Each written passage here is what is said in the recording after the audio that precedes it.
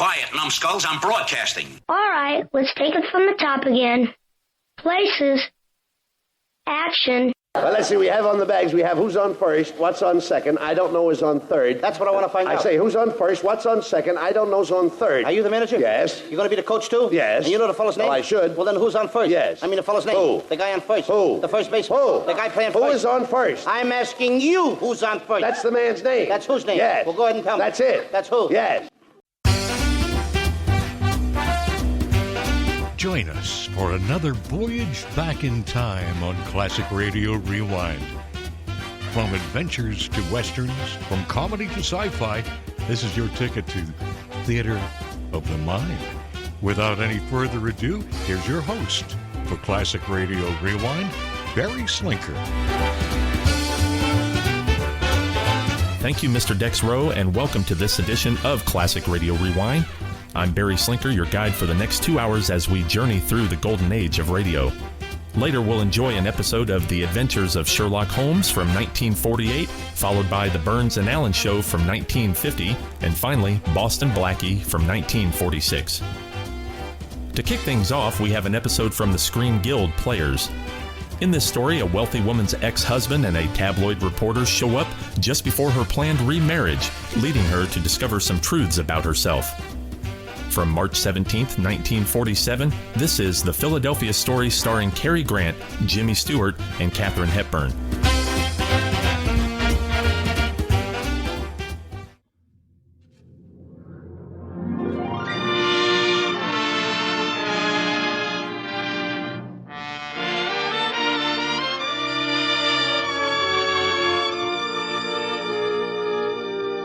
Good evening. Tonight, Lady Esther takes exceptional pride in presenting the Screen Guild Players and Philip Berry's delightful modern classic, The Philadelphia Story.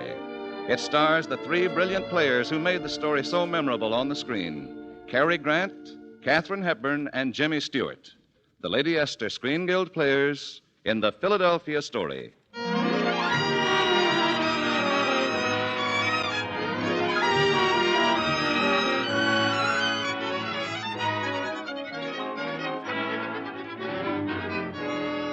Tracy Lord's first marriage to C.K. Dexter Haven was dissolved by a vigorous right to the jaw. And now Tracy is about to be married again.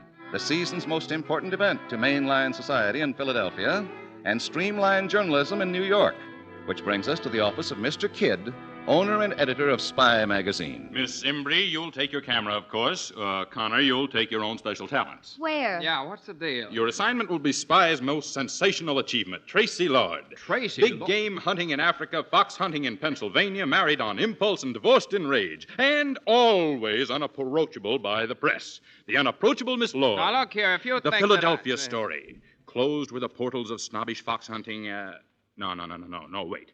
No hunter of foxes is Spy magazine. Nevertheless, presented for the first time, quote, a wedding day inside mainline society. Or what the kitchen maid saw through the keyhole, unquote, huh? You're the writer, Connor. I'm only the publisher. All right, publisher, take this. Quote, no hunter of buckshot on the rear is cagey, crafty Connor, unquote. Close paragraph. Closed job, closed bank account. Look, Mr. Kidd, how could we even get inside the estate, let alone into the house? Oh, it's been arranged. Miss Wallace? Yes, sir? Send him in, please. Now, Liz, no, wait a minute. We won't do it. It's degrading, demeaning, undignified. So is an empty stomach. Now, just relax. We'll have to... Hello. Who are you? Connor, this gentleman has been employed in our Buenos Aires office. I believe he can help us. How? Tracy Lord's brother, Junius, is in the American embassy down there, and an old friend of this gentleman. He'll introduce you to the family as an intimate friend of Junius. Dear old Junius, Well, does Tracy Lord know this guy? Oh, yes. Yes, you might say Tracy and I grew up together. You might also say you're C.K. Dexter Haven, and you were Tracy Lord's first husband. Yes, you might.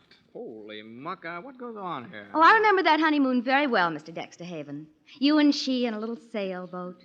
The true love, wasn't it? That's right. How did you know? I was the one photographer whose camera you didn't smash. You were terribly nice about it. You threw it in the ocean. Oh, one of those, huh? Yes, that's right. I rather thought our honeymoon was our own business. Incidentally, he paid for all the cameras, Mike.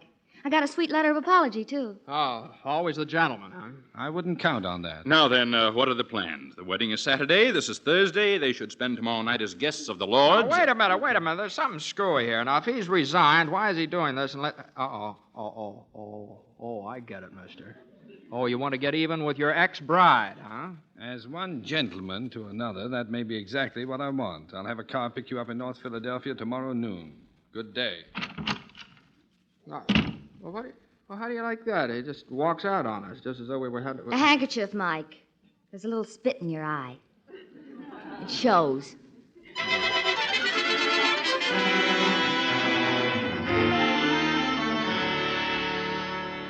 Oh, dear, so many things to do in so little time. Tracy, when you finish listing those wedding presents... Mother, how do you spell omelet? 2 L's, 2 M's, one or the other. Omelet. That's a funny wedding present. Dinah, dear, it's an omelet dish. This one... It stinks. Oh, darling, don't say stinks.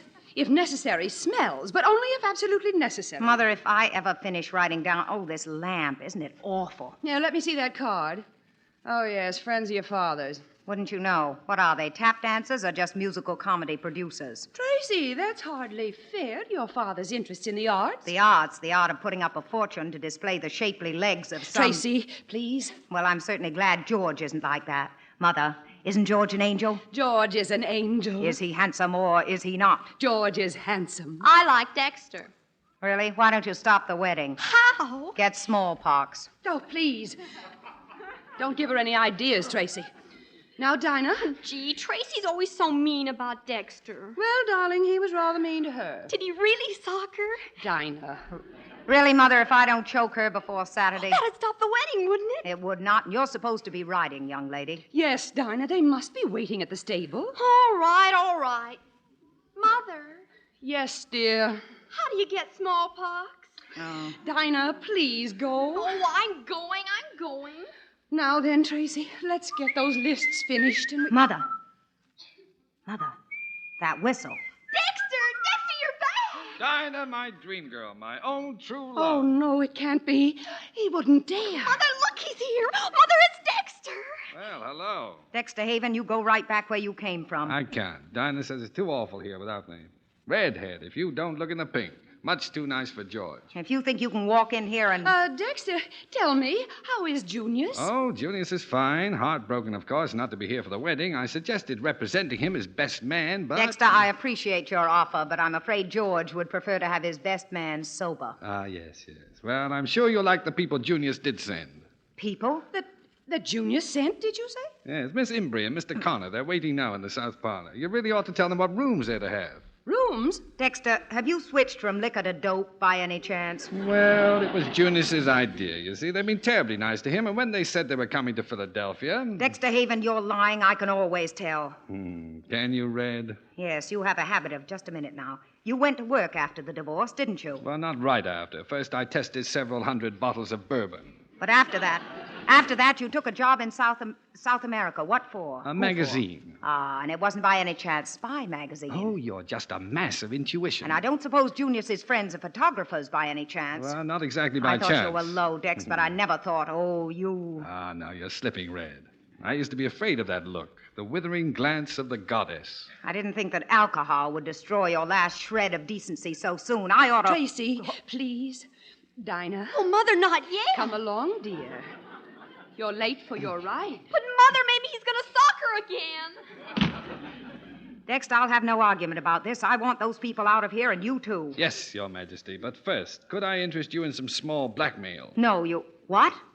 Here you are, galley proofs. An article complete with snapshots, details, and insinuations, ready for publication in Spy. About your father and that dancer in New York. Father and Tina Mara? But they can't publish this. It's got to be stopped. Well, it is stopped temporarily if you'll allow Miss Imbrie and Mr. Connor to turn in a story on your wedding. And when Mr. Kidd says story, he means story. I'm going to be sick. Yes, dear. An intimate day with a society bride. I am sick. Too bad. Well, they're in the south parlor, Your Majesty. Shall I conduct you in? Don't bother, please. I'm sure I know the way.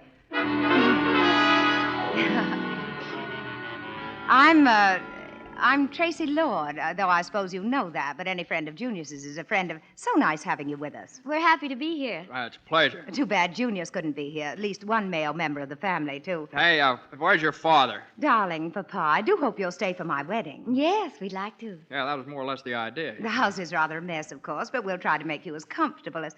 Oh, what a cunning little camera. Wait, I take pictures with it. Well, I hope you'll take loads. Dear Papa and Mama aren't allowing any reporters in, that is, except for little Mr. Grace, who does the social news. Mr. Connor, can you imagine a grown-up man sinking so low?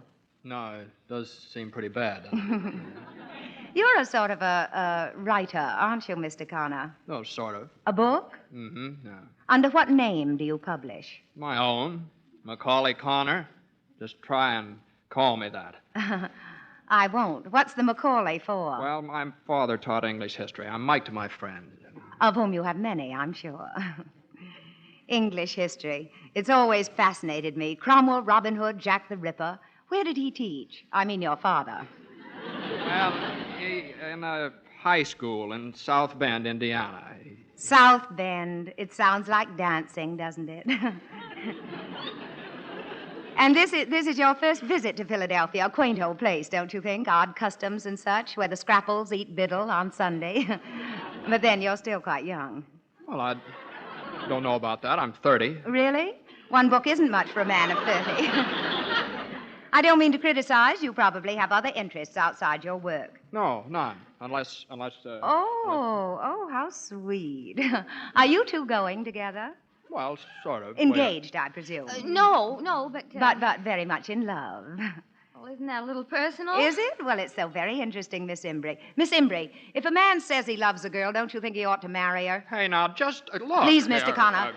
I asked Miss Imbrie a question. Well, it depends. I'm disappointed, Miss Imbrie. I've been very frank with you. However, I'll send the butler to show you your rooms. You'll join us, I hope, at the swimming pool. Ah. Wow. That's what I say. Who's just... interviewing whom? Yeah, just steady, old girl. Now, don't let her throw you. You want to take over? I want to go home, but since I'm on the job, I'll settle for the swimming pool. And then she came out, and he wandered in, and then Hello. To find out. Oh, Mr. Connor. Yeah, you said to come down here. I didn't mean to interrupt your reading. It's nothing important, I hope. You bet. It's very important. It's your book. Oh? Oh. Well, I didn't know you had it. Well, I didn't. I sent to the library for it. Oh? Well, you like it? I like it very much, especially the story called With the Rich and Mighty. I think I like that one best. Really? Well, I got the title from a Spanish peasant's proverb. With the rich and mighty, always a little patience. I like that. Tell me something, will you, Connor? When you can write a book like this, how can you possibly do anything else? Well, you'll never believe it, but there are people in this world that have to earn a living. You know? Yeah, of course, but people buy books, don't they? Not if there's a library around. That book represents 2 solid years' work. Netted Connor less than... Oh, heck, that's Dexter. Look, stand by, will you, Connor? I don't want to be alone with him. Well, there you are. Funny, just where I thought you'd be. Fancy seeing you here. Orange juice? Certainly. Don't tell me you've forsaken your beloved whiskey and whiskeys. No, but I think a pale pastel shade would be a better color for me today. And how about you, Mr. Connor? You drink, don't you? Alcohol, I mean. Little. A little, and you a writer? Dexter, will you do something for me? Anything, Red? What? Crawl into some small hole until after the wedding? Oh, I couldn't do that. At least not until I've... Connor, don't miss a word. Don't miss a word. We're going to talk about me. Why not? You find the subject fascinating. You're far and away your favorite person in the world. Of course, Mr. Connor, she's generous to a fault. To a fault, Mr. Connor. Except to other people's faults. For instance, to what used to be my deep and gorgeous thirst. It was disgusting. Weakness, sure. And strength is your religion. Well, when I realized I was not expected to be a loving husband and a good companion, but a kind of a high priest to a virgin goddess. Dexter, you... Well, then my drinks grew more frequent and deeper, that's all. Connor, don't you let him make you think... Why, he's gone. I like him. Dexter, what are you trying to make me out as? Red, what do you fancy yourself as? What are you trying to do with this marriage to George? How can you even think of it? George Kittredge is everything you're not. He's been poor and he's had to work and he's had to fight for everything, and I love him as I never even began to love you. Really? Oh, you really are in love. Yes, I am, and you needn't sound so contemptuous. I'm not, Red. Never of you. You could be the finest woman in the world if you just learned to have some regard for human frailty. If only you'd slip a little sometime. But I guess that's hopeless. Your sense of inner divinity won't allow that. This goddess must and shall remain intact. This woman must represent her class, a special class, the married maidens. So help me, Dexter, if you say another word... Tracy, darling, you there by the pool? George. That's a new high priest. I'll run along. Here, Red, I brought you a little wedding present. Sorry I had no ribbon to tie it up with. So long, Red. A present. Well, I wonder what... Oh. Oh, there you are, my dear. I thought I'd run over and... Tracy, aren't you going to say hello? Yeah. Hello, George. What's that you've got? Oh, a wedding present from Dex. A photograph? A picture of the true love. The what? We sailed her up the coast of Maine and back the summer we were married. My, she was yar. Yar? What's that? It means, easy to handle, quick to the helm, fast, bright. Everything a boat should be, until it develops dry rot. Oh, George. Oh, there now, he'll not upset you anymore.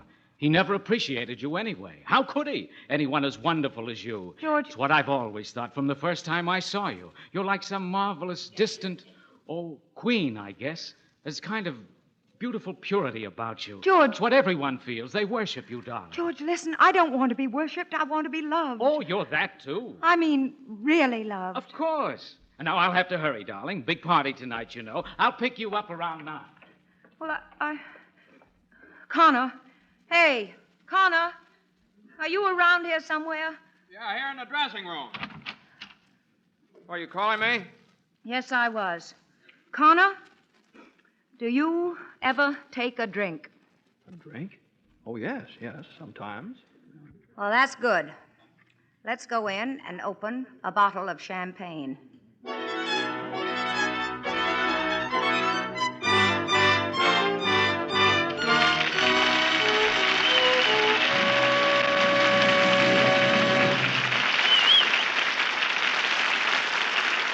The second act of the Lady Esther Screen Guild show starring Katharine Hepburn, Cary Grant, and Jimmy Stewart will follow in a moment. Now, a word from Lady Esther.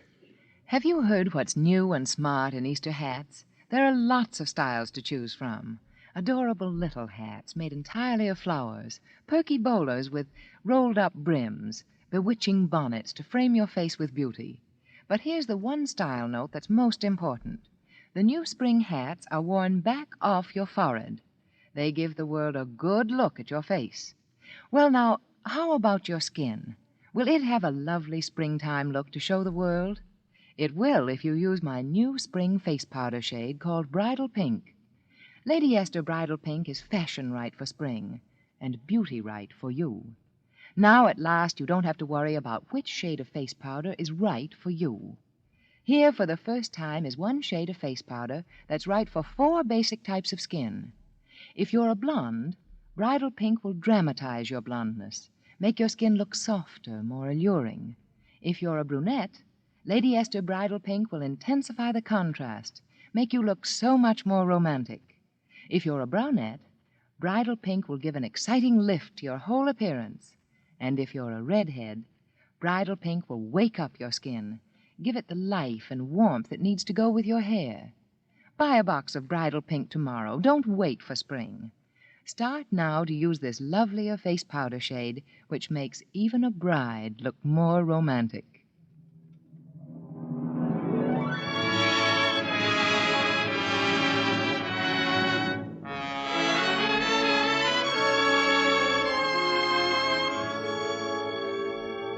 And now, Lady Esther presents the second act of the Philadelphia story, starring Jimmy Stewart, Katharine Hepburn, and Cary Grant.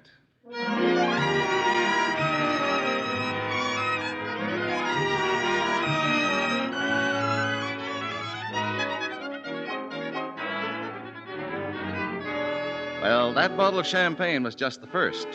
Later, at the party on a neighboring estate, Tracy and Mike sampled quite a few more, until George departed in a huff and left Mike to escort Tracy home. That's where we find them now, just arriving with a bottle they brought along for the road. Well, here we are, Professor. You know, it's funny I never noticed this lake before. Silly, that's a swimming pool. You know, champagne's tricky. I'm used to bourbon. Bourbon's a slap on the back. Champagne's a heavy mist before my eyes. A quick swim will fix that. Dexter and I always swam after parties. Well, let's forget about Dexter. Have a drink now. Why not? Mike, do you hear a telephone ringing? I did a little while ago. No, I can't hear it. Well, now. Yes, I do. No. Oh, it's very far away. Mm-hmm. That's my bedroom telephone, and it's probably George. I better go in and... No, it stopped. Fine. Go, drink your champagne. Mm-hmm. That's a good idea. Hello, you. Hello. You look fine. I feel fine. Did you like the party? Sure. The prettiest sight in this fine, pretty world. The privileged class enjoying its privileges.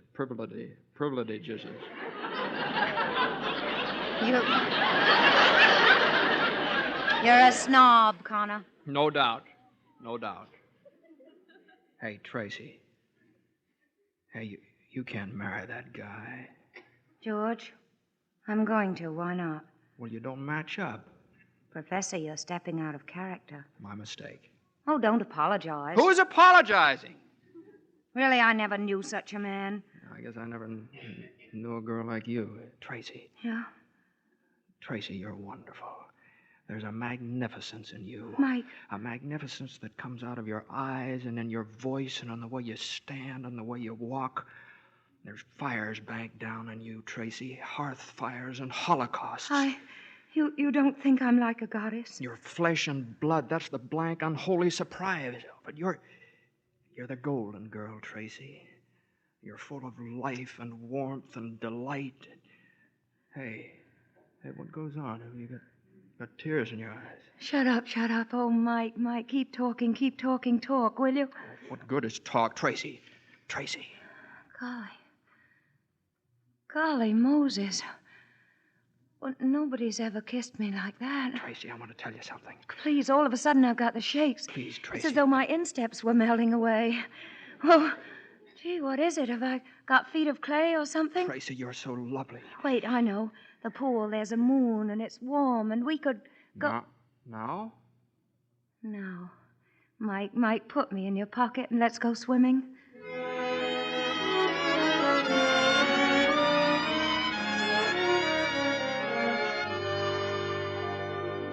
Don't you see, Dexter? I had to tell someone. Oh, I could hardly wait till you got here this morning. Yes, but Dinah, my love, are you sure it wasn't just a dream? Well, I can't be positive, but... Good morning. Well, what ho, the bride. In her wedding dress. Such a lovely day. Is everybody fine? That's fine. How fine are you? Well, I don't know what's the matter with me. I can hardly open my eyes. I must have had too much sun yesterday. It's awfully easy to get too much. Tracy, you're not really going to, are you? Going to what? Marry George after last night. Last night? What are you talking about? Tracy, don't you even remember? Remember what? I've been telling Dinah it was just a dream. A dream? Well, what kind of a dream? Well, last night, it was awful late, I guess. I woke up and looked out of my window, and guess what I saw? What? Mr. Connor. Mike? Uh-huh. He was sort of coming from the pool with both arms full of something. And what do you think it turned out to be? What? You, and some clothes. And you were sort of crooning. I never crooned in my life. Then what? Well, then he carried you into the house, and I could hear him take you into your room. Mike and me? Well, I'm going crazy. I'm standing here on my own two hands and going crazy. What else? Well, after that, he... Good morning, everybody. Oh, well. Morning, Connor. How do you feel? Well, Mike, what's happened to your chin? My chin? Oh, well, you see... Tracy, I didn't get to tell you. When Mr. Connor came out again, George was waiting for him. No. Yes. And Mr. Connor sort of got hit on the chin. George? No, me. You, Dex, you were there too? Good grief, why didn't you sell tickets? I'll say Dexter was there. What a clip he gave me. Oh, well, I'm sorry, Mike. I thought I'd better hit you before George did. He's in better shape than I am. Dex, Mike, will somebody please tell me what happened before I go stark raving mad? On the level you don't know? Of course I don't know. I don't remember anything. Ah, lucky Tracy. She's drawn a blank. Shut up, Dex. Mike, you tell me. Well, Tracy, Tracy, are you ready, darling? The guests are all here and the bishop's waiting. And oh, dear, where is George? George. Good heavens, Tracy, I forgot he was here at 10 and left this note. For me? Well, I wonder what he could have... Well, go on, read it out loud, Red. We're all friends. Yes, I will. Listen to this.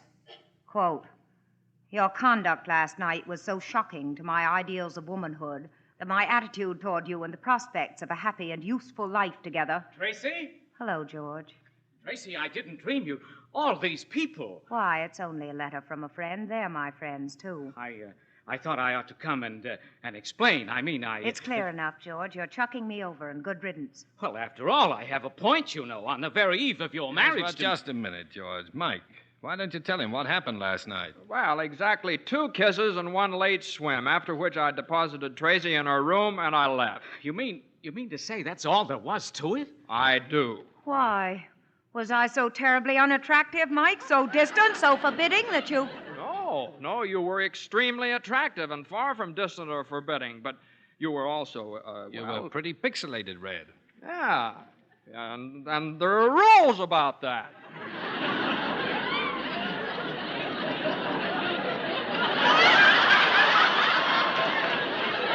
Thank you, Mike.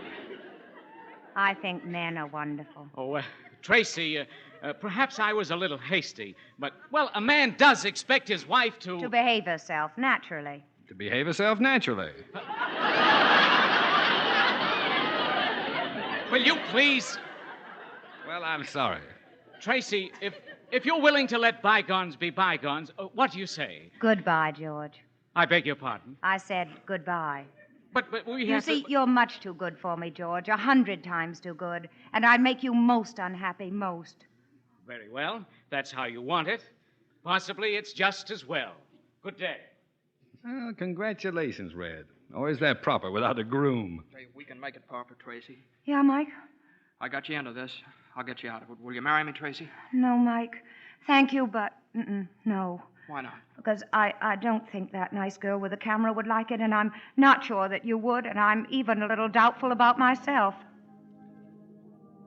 Well, there goes your wedding music, Tracy. And besides, I made a mistake yesterday. I opened a wedding present too soon. Present without any ribbons on it. Red. Just a picture of a boat. Boat I don't think I've ever forgotten. Red, I've got an old wedding license, the one we didn't use when we eloped. What do you say? Dexter, you sure? Not in the least, but I'll risk it, will you? And you wouldn't be doing it just to save my face? Why shouldn't I save it? It's a nice little face. Oh, Dexter, I'll be yar this time. I promise, darling, I'll be yar. Be whatever you like. You're my redhead. Are you all set? All set. Oh, never have I been so full of love. Mike, how do I look? Like a queen, like a goddess. That's funny, Mike, because you know how I feel. For the first time in my life, like a human being.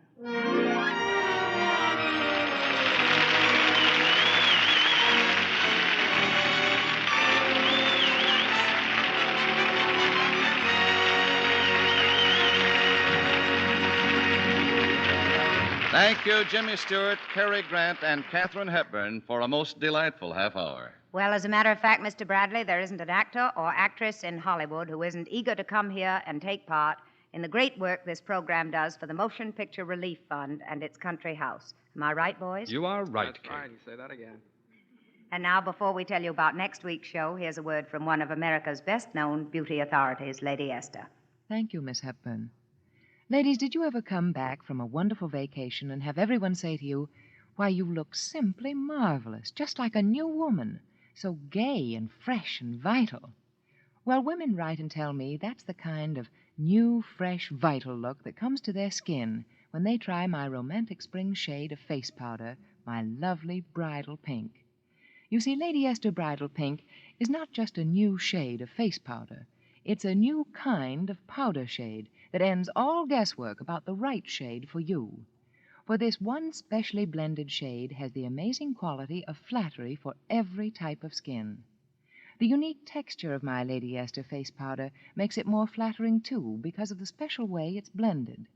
My powder spreads a delicate film of beauty over your skin, hides tiny lines, little blemishes, makes pores look smaller. And because Lady Esther powder is so fine and smooth, it clings far longer than ordinary face powders. Keeps your skin looking more velvety smooth. America's most beautiful women will be wearing bridal pink in the Easter parade. What shade will you be wearing? Next week, the Lady Esther Screen Guild players will present The Moon is Our Home. It will star Fred McMurray and Virginia Bruce. Be sure to listen. The Philadelphia story was produced and directed for Lady Esther by Bill Lawrence, adapted by Harry Cronman, and was presented through arrangement with Metro-Goldwyn-Mayer, producers of It Happened in Brooklyn, starring Frank Sinatra, Katherine Grayson, Peter Lawford, and Jimmy Durante. Music on tonight's program was arranged and conducted by Wilbur Hatch. Katharine Hepburn can currently be seen in the Metro-Goldwyn-Mayer picture, The Sea of Grass. Cary Grant can soon be seen in Dory Sherry's RKO production, The Bachelor and the Bobby Soxer. James Stewart can now be seen in Liberty Films' production of Frank Capra's It's a Wonderful Life. This is Truman Bradley speaking for Lady Esther. Thank you, and good night. This is CBS, the Columbia Broadcasting System.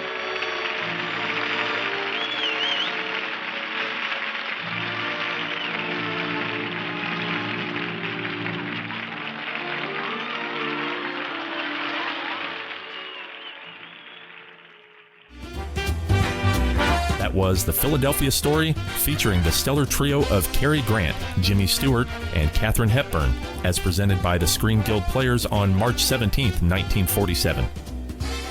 Up next, we have an intriguing episode from The Adventures of Sherlock Holmes. In this tale, Holmes is paid with a ruby to safeguard the ambassador from Macau. Originally aired on September 12, 1948, this is John Stanley as Sherlock Holmes in the case of the unwelcomed ambassador.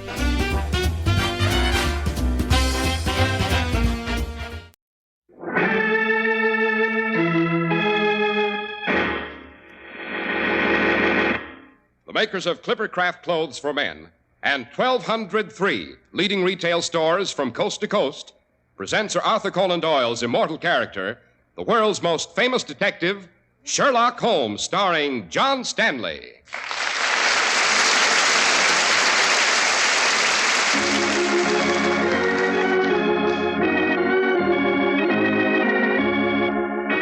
This week's adventure, the case of the unwelcome ambassador. Really, my dear Watson, you're being most discourteous. We have a guest waiting outside. Fetch him. But Holmes... Go on, open the door. Bring him in. There's hardly any reason for such haste. He can well afford to wait. It happens that our guest is a corpse.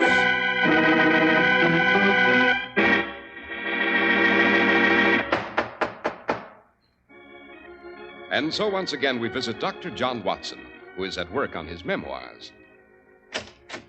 Ah, Mr. Harris. Well, come in, sir, come in. Thank you. How's your writing coming along, Dr. Watson? Oh, splendidly. Sit down, my boy, won't Thank you very much. Which of the famous Sherlock Holmes cases are you working on now? Well, it's the case of the unwelcome ambassador. A very colorful affair involving a most undiplomatic murder. I'm very anxious to hear about it, Dr. Watson. And so you shall. But I am very anxious to hear from you first, Mr. Harris. The fall weather is upon us, and you must make some suggestions for my fall wardrobe. Why, certainly.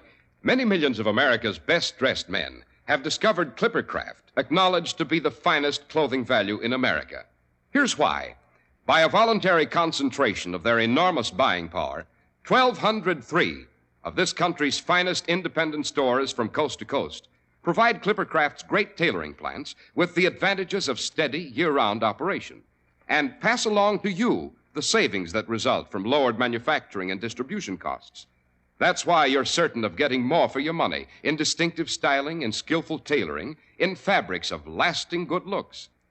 You'll find an outstanding selection of smart new fall clothes by Clippercraft at the leading store in your community, at the store you can trust.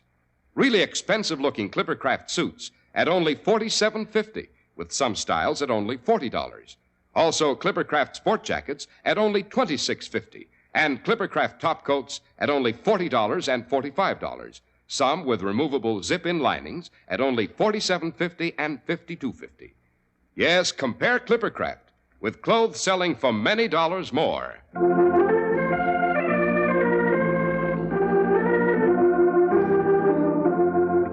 And now, Dr. Watson, who was the unwelcome ambassador?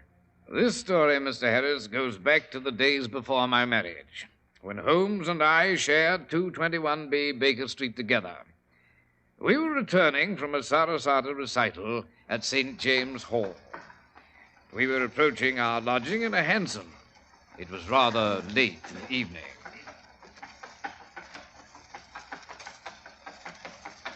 This is 221B, driver. Driver, I say this is 221B. Holmes, he's passing it. He isn't stopping. Obviously. But how can you just sit there and do nothing whatsoever? Driver! Hello up there, driver. Stop at once, I say. Sorry, Governor. Either he's kidnapping us or he's insane. Both fascinating prospects, Watson, so you suppose you regain your composure. I hope you don't mind, Governor. I was told to... let me see now. To give you this. Why, what the devil? Now, careful, Governor. Tain't a salt biscuit that's wrapped in that oilskin. Open her up, why don't you? All right, let me see. Great Scott. It's a precious stone, a ruby. Yes, fabulously valuable, my dear Watson. I should say from casual examination that it's the very rarest type. A pigeon's blood ruby, found only in the Mogok stone tract of Upper Burma. Of course, to be certain, one would require instruments. Who gave this to you, driver? Oh, please, Governor, you'll only confuse me. Now, let me see now. I'm to say the ruby's for you, Mr. Holmes. It's by way of an invitation to stay in me cab and allow me to drive you to the docks, where you're to board the good ship Java Belle. Indeed. Well, I'd have none of it. Oh, if you'll allow me to finish, Governor. I'm to say your safety aboard the Java Belle is guaranteed. You're just invited for a bit of a chat. Oh. And who extends this curious invitation? That, Governor, I'm not to say. It's a trap, Holmes. I'm for commanding an about-face. Not at all. Either our host is a gentleman of fantastic means whose plight is so desperate that he's been obliged to employ the ruby to attract us to his ship, or else he's a remarkably successful criminal, and the ruby is a mere trinket in his bag of loot. I anticipate making his acquaintance with relish. Faster, driver. We'll play your master's game.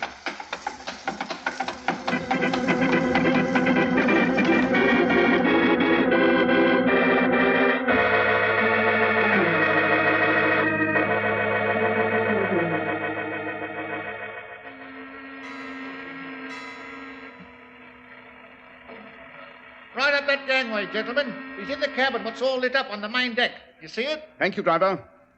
Shall we go aboard, Watson?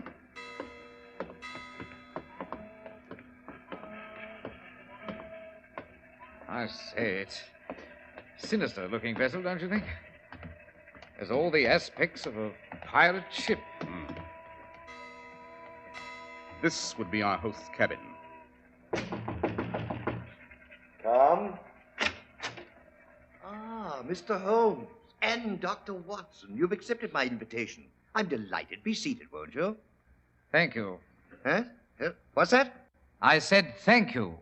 Now, sir, beyond the fact that you've spent considerable time in the tropics, that you've been in London for 6 days, and that you're an exporter of spices, what information do you wish to impart?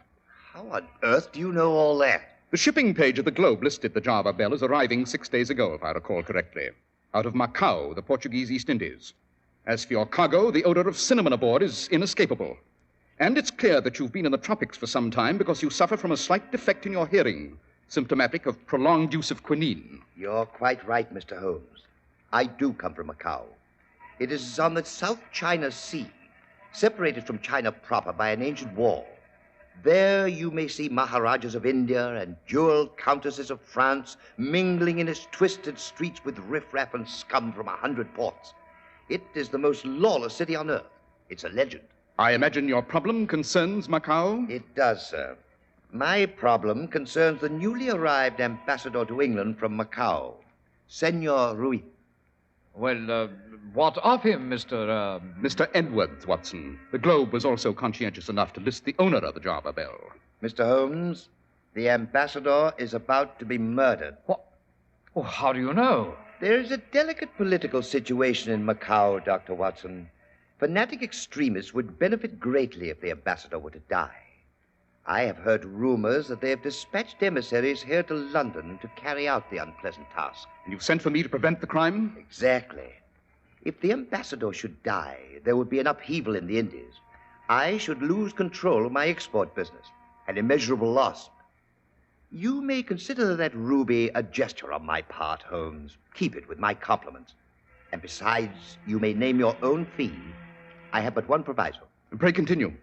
Our understanding must be absolutely confidential. That's why I had you brought here. I did not want to be seen entering your flat. It would add to the unfortunate rumors already circulating in London about the ambassador. Are you personally acquainted with him? Oh, we've met, social occasions, tea in Hong Kong, military ball in Ceylon, that sort of thing. What is his address? 2 Lancaster Gate. Does the ambassador know of the threat to his life? Certainly, but he refuses a bodyguard. Deeply ingrained sense of Oriental fatalism. When did you last see him? Oh, it's been months. 3 at least. I take it you'll accept the case, Holmes? Definitely. Then, if and when you discover the would-be killer, please turn him over to Scotland Yard before revealing his identity to me. By Jove, that's a strange request. Dr. Watson, I feel the man who would deprive me of my industrial empire should suffer. But I want him to suffer legally. If he were to fall into my hands personally, I am a collector of strange Oriental objects. Some of them include torture devices beyond Western man's imagination. I could not resist using them.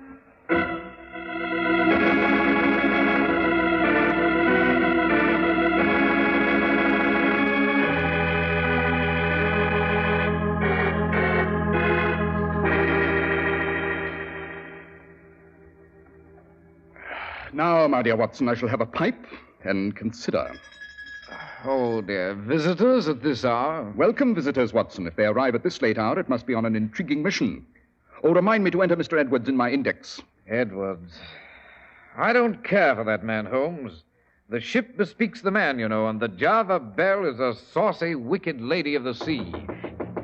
Come in. Mr. Holmes. Let me tell him, Philip. Mr. Easy, Holmes. my dear girl, easy. Suppose we begin with a proper introduction. Yes, but we're desperate. We can't wait. This is my friend and colleague, Dr. Watson. How do you do? Mr. Holmes, My dear young lady, if you'll remove your cape, the mud on it's dripping to the floor, and Mrs. Hudson, our housekeeper, will be furious in the morning. We mustn't lose a second. Your coat, sir, it's in the same deplorable condition as the young lady's. Oh, very well. I'm Philip Randall. This is Edith Norton. I'm secretary to Ambassador Ruiz from Macau. Aha. Edith and I were out for the evening. Where? The theater. Then we decided to walk to her place through Regent's Park. We were by the lake. And we saw a body floating in the lake. It was horrible. I recognized the face of the corpse. It was the ambassador. I refused to send for the police. Philip's afraid the ambassador's death will create international complications. He didn't think we could persuade Scotland Yard to keep the awful news a secret. The body was floating close to the edge of the lake. I could reach it. We pulled it on shore. We hailed a cab. Philip bribed the cabbie to keep his mouth shut. We managed to place the dead body in the hansom. Where is the corpse now? Propped up in the cab, right outside this door. Good heavens. How very crude. Fetch him inside. It's rather chilly tonight, and we have a nice warm fire here. Watson, give young Randall a hand. Bring the late ambassador in here where I may have a look at him. Come along, Randall. We two can manage. But hurry, you can't just leave him there. I must apologize for my disheveled appearance, Mr. Holmes. May I remove my hat and straighten my hair? Certainly. Did you know the late ambassador, Miss Norton? Yes, I'd been out with him a few times. Was he fond of you? Yes. Terribly? Very. Propose? Oh, no. Oh, you have a piece of confetti in your hair. Here? That's it. And a speck of mud on your neck. That's better. How did you regard the ambassador? Why, I adored Juan. He was a darling. Does young Randall stand to profit by his employer's death? Well, I don't want to place Philip in a difficult position, but there was talk that the ambassador was somehow preventing Philip from receiving a vital diplomatic post. According to the social columns, Miss Norton, which I read solely to remain au courant, and with extreme distaste, the late ambassador was not your sole darling. They'll resent that, Mr. Holmes. If a girl cannot be popular without having people... Here's the body. Easy, Randall. Yes, but... Place the ambassador in my armchair. It's most comfortable. Ah, that's it. Handsome, wasn't he? Really, Holmes, your macabre sense of humor Yes. is... Bullet wound in his back. He was shot, then pushed into the lake. Watson, the bullet wound of entrance is at the 6th left intercostal space. Path of the bullet, oblique, downward. Mr. Holmes, what shall we do? Since it's extremely late, Miss Norton, if I were you, and I'd ask my escort to see me home. But the body, we... Our lodging is not what I would term extravagantly commodious. But I believe we can accommodate the cadaver as a guest, temporarily. Shall we come tomorrow? How will we know what... You must be exhausted, Miss Norton. Good night. Good night, Mr. Randall. Mr. Holmes, if you'd only let us know Good night. Well, I must say you might have handled the two youngsters with less effrontery, Holmes. We haven't time for the amenities. Randall, I beg your pardon. Did you forget something? No.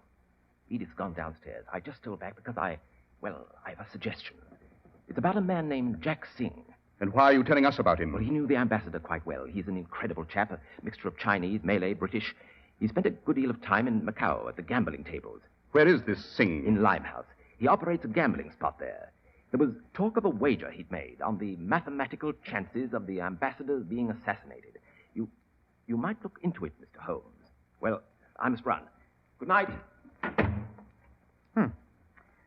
Now, why would young Randall want to keep Miss Norton from hearing that? You're wasting time in idle speculation, Watson. Well, perhaps.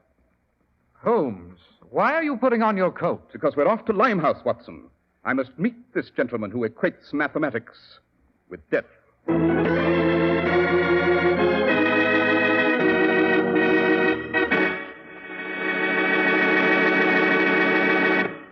Well, Dr. Watson, Jack Singh sounds like a very intriguing suspect. There should be a wealth of clues in visiting him in Limehouse. Should there, Mr. Harris? Well, I may be wrong about that. Of course, I'm always right about another subject, though, Doctor. And from that sparkle in your eye, Mr. Harris, I deduce that you're about to discuss your favorite subject. And a favorite of mine, too. Clippercraft clothes. That's right, Dr. Watson. There's no mystery about this country's most sensational clothing value. You see, there's a great big American idea behind Clippercraft. The famous Clippercraft plan. Now, this plan gives you the benefit of group purchasing because it concentrates the vast buying power of 1,203 of this country's leading stores from coast to coast. It gives you the opportunity of purchasing truly fine Clippercraft clothes at your local independent store in which you enjoy really friendly, courteous service. You know how much that means when you're buying clothes. And Clippercraft clothes are correctly cut and tailored of superb long-wearing materials. And the savings. Fine Clippercraft suits cost only $47.50 with selections at $40, too. Clippercraft topcoats cost only $40 and $45. Featured are several models with removable zip-in linings at only $47.50 and $52.50. And Clippercraft sport jackets are only $26.50.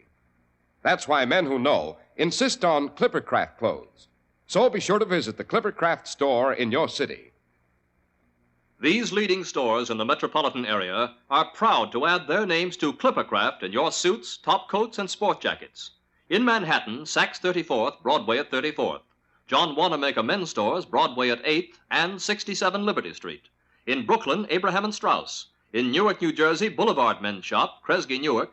And in Jamaica, the B&B Clothes Shop, 16408 Jamaica Avenue.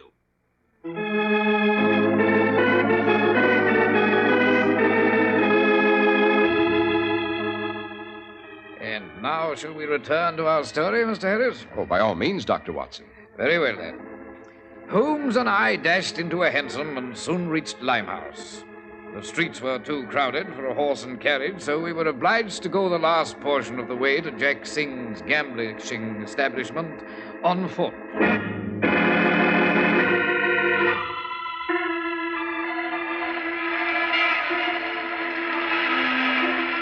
I say, Holmes, what sort of celebration is this?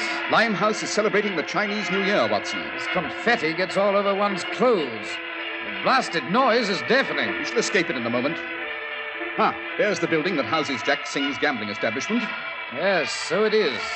And Lord knows what will become of us in there. It's probably swarming with criminals and murderers.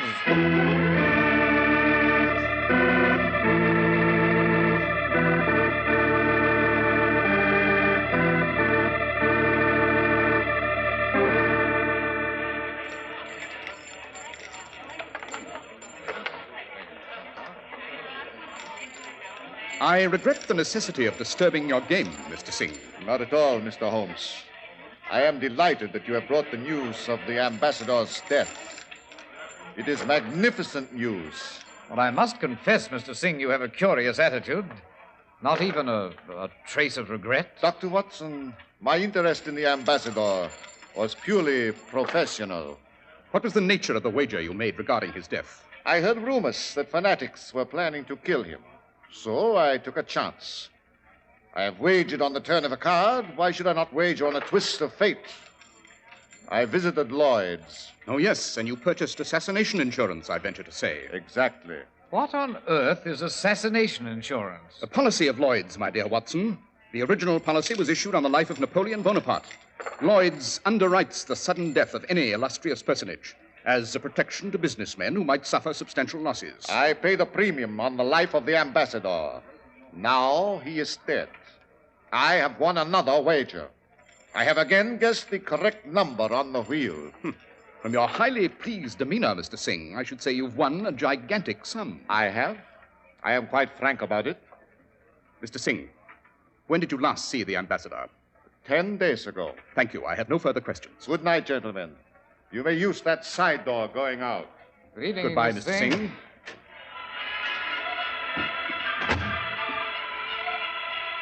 Where to now, Holmes? To the ambassador's residence. But young Randall said the place is deserted. There won't be a soul there. Precisely why we shall pay it a visit, Watson.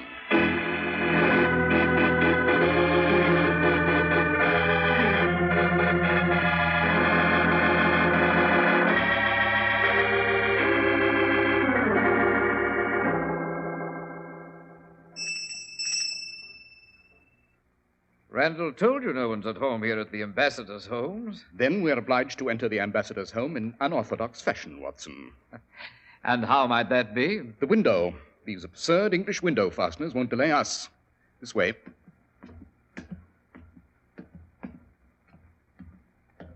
Shall we try this window? Superb. Opens in a jiffy. Up she goes. After me, Watson. Leap over the sill. So. Righto. There we are. I wish to see the ambassador's study first. This way. Tiptoe, Watson, tiptoe. Sorry.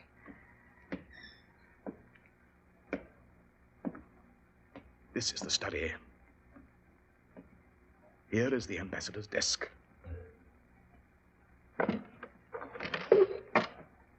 His papers. Like that small lamp, Watson. Wait a minute, Holmes. Shh. I hear someone. Uh-huh. The late diplomat has another visitor at the front door. Who could it be? Step behind this clothes horse with me. Good.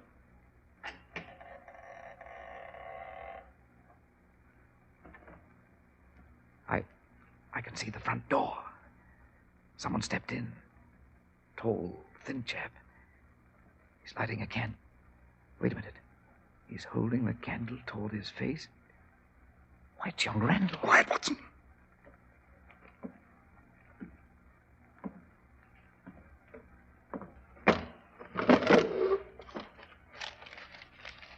I have already examined those papers, Randall. You'll find them rather dull. Holmes, shall I send for the police, Holmes? No. Don't do that. Please. Really, I haven't done anything. I just came back to... You were the ambassador's secretary. Therefore, you made use of your pass key to return and have a look at his private papers. Papers he undoubtedly never allowed you to see. Yes, I was hoping to find out who killed him on my own. Confound it, man. It appears to me as though you killed him. But I didn't, I tell you. Why don't you ask Edwards who killed him? Oh, no. You can't avoid suspicion by accusing someone else, But Randall. I've told you all I know. Edith Norton and I found the body in Regent's Park Lake. I had not seen the ambassador for a week. He had taken a week to relax. Edith told me that she had not seen him in a few days herself. A few days? Yes. Are you quite certain Miss Norton stated she had not seen the ambassador for a few days? Quite. 2 days, she said. Watson, have you your army revolver? Yes. You'll have need of it. Oh, where are we off to now? Back to Limehouse. The pieces of the puzzle fit together neatly. But we must hurry. If we're too late, Jack Singh will have killed Edith Norton.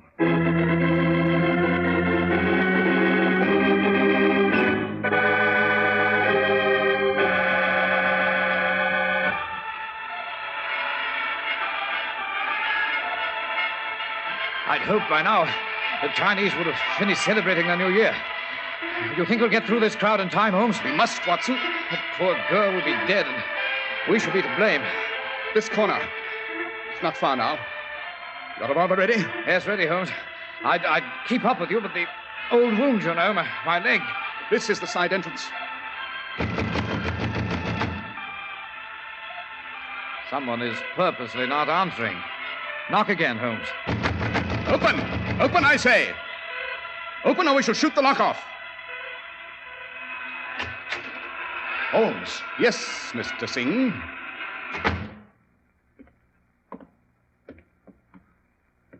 Good evening, Miss Norton. Oh, Mr. Holmes, I'm Mr. so Singh, glad to I'm see you. obliged to detain you with this revolver until we fetch the police to charge you with the murder of the ambassador. Oh, not quite, Watson. Actually, the ambassador was killed by you, Miss Norton. Why, that's Quiet, preposterous.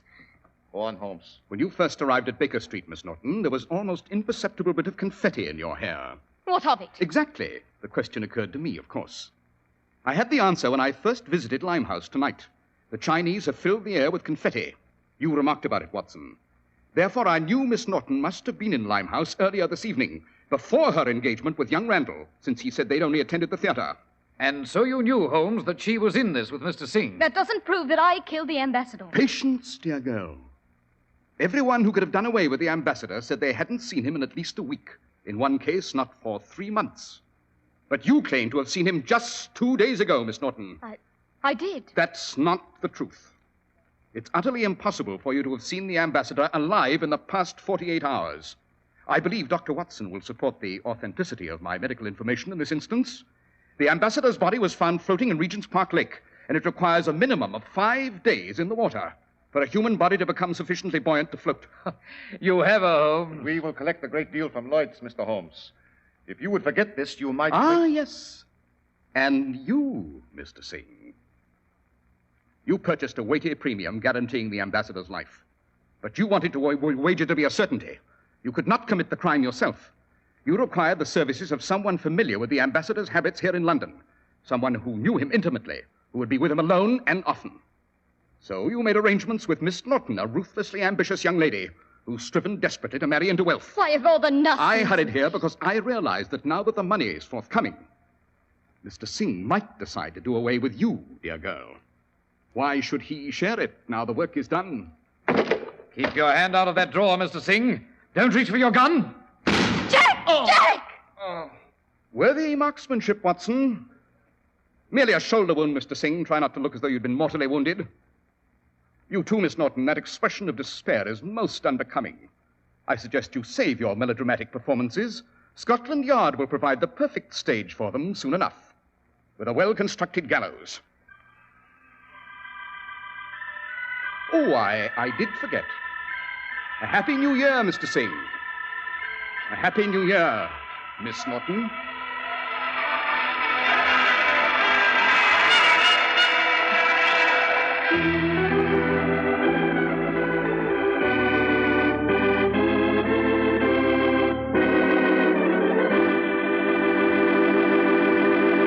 Well, Dr. Watson, the case of the unwelcome ambassador was very intriguing. Now, may we have advance information about next week's adventure? Mr. Harris, I've called it The Black Guardsman of Braddock Castle. I can see him now, standing on the north tower of the castle, black against the red sun, an axe on his shoulder, looking down and laughing at his work. For what work? Murder, Mr. Harris. Murder. Well, we shall certainly be knocking at the door of your study next week, Dr. Watson, to see the Black Guardsman at work.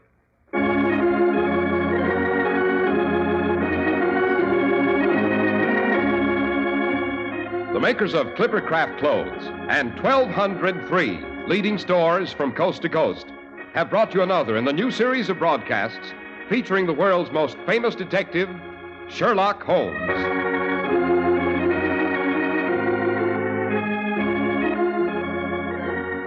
Our stories are based upon the character Sherlock Holmes, created by Sir Arthur Conan Doyle, and the program is produced and directed by Basil Loughrane. Sherlock Holmes is played by John Stanley, Dr. Watson by Ian Martin. This week's story was written by Howard Merrill, special music by Albert Berman.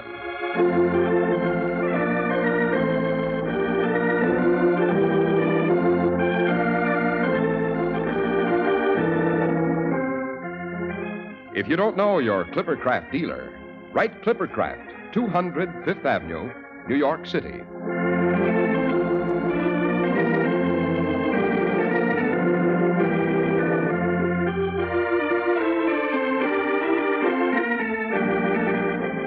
Be sure to listen next week to Sherlock Holmes in The Black Guardsman of Braddock Castle.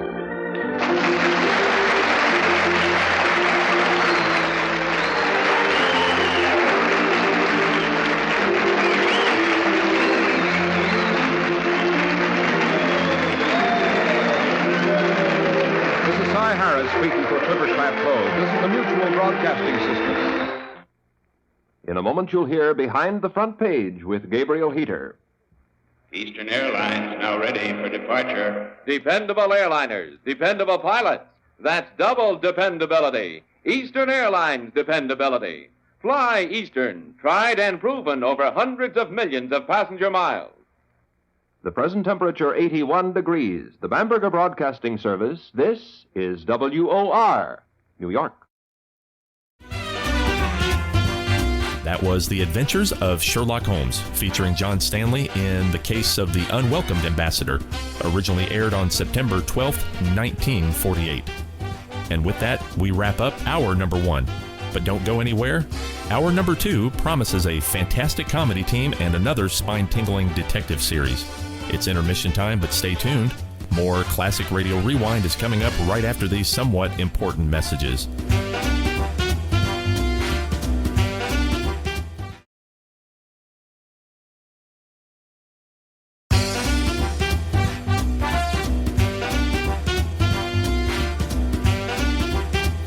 Welcome back to Classic Radio Rewind. I'm Barry Slinker, and we're diving into hour number 2 with a delightful episode from the Burns and Allen Show.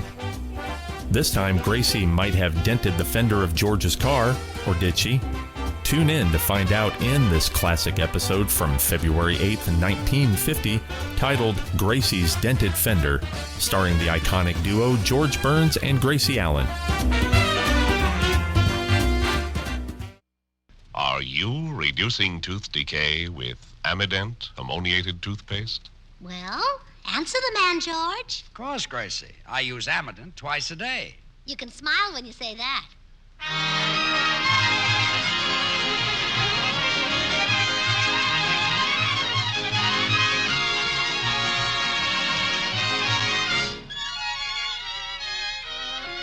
Yes, it's the Amident Show, transcribed in Hollywood and starring George Burns and Gracie Allen.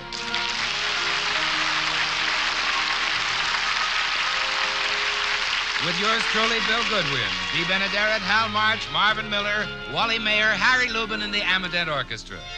For healthy laughter, it's George and Gracie. And for healthier teeth, for fewer cavities, it's Amident toothpaste.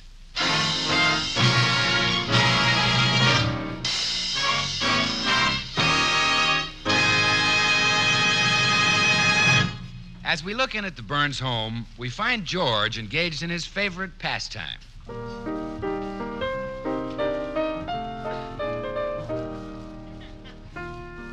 Lazy. I want to be lazy. Want to just lie in the sun with no work to be done. Oh, under that awning they call the sky, stretching and yawning. Oh, that's beautiful, Sugar Throat. Isn't that a great song? Mm-hmm. To me, that's one of the greatest things Irving Berlin has ever written. Why don't you sing that on our radio program again? So you'll get that nice present Irvin Berlin promised you. You could use some new clothes. Irving Berlin promised me a present? Don't you remember? The last time you sang it, he sent a telegram and said, "Sing my song again and I will bring suit."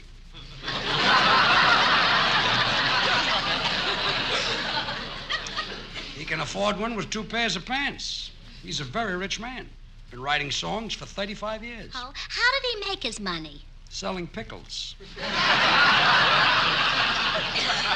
Gracie, he just sits in the house and money keeps pouring in. Well, why doesn't he get the house fixed? You know, you can make a lot of money composing songs. Do you know that Stardust has made over $1 million? Really? What did he compose? He wrote a tune called Hoagie Carmichael. Sometimes I wonder why I spend that lonely hoagie dreaming of a Carmichael. Like it? Well, the melody isn't much, but those are beautiful Pretty words, aren't they? You know, Gracie, years ago I started to compose a song. I never finished it. Well, let's hear it. Okay. Seeing is believing, that's a story old and true. Don't believe all you hear, you've often heard that too. You, dear, and I, dear, are exceptions to the rule. Dum-da-dum-da-dum-da-dum-da-dum-da-dum. That's the line always stopped me. I couldn't get the right thing to rhyme with rule. Oh, maybe I can help you. Let's see now. Does school rhyme with rule? That's right. Oh, I think I've got it. You do the last line and I'll do mine. Okay. You, dear, and I, dear, are exceptions to the rule. Oh, so look on the bright side while the stars are shining high above, and I'll see you in my dreams after school.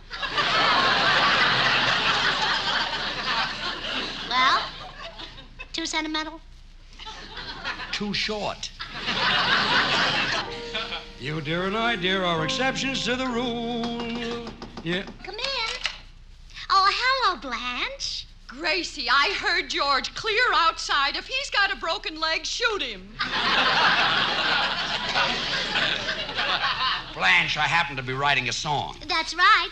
George's song will make people forget Berlin. Well, that'll even drive the Russians out. Look, girls, go into the other room, will you? I'd like to try and fix up the song. I've always had trouble with the lyrics. Well, then forget the lyrics. Just write the words. Yeah, I'll do that. Now go. Come on, Blanche.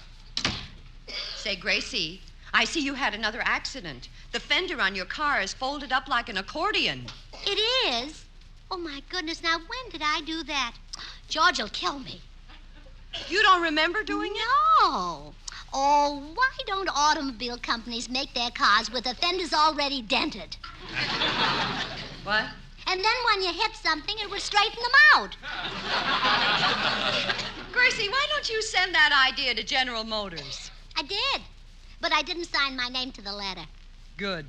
3 days later, I got an answer saying, "Gracie, forget it."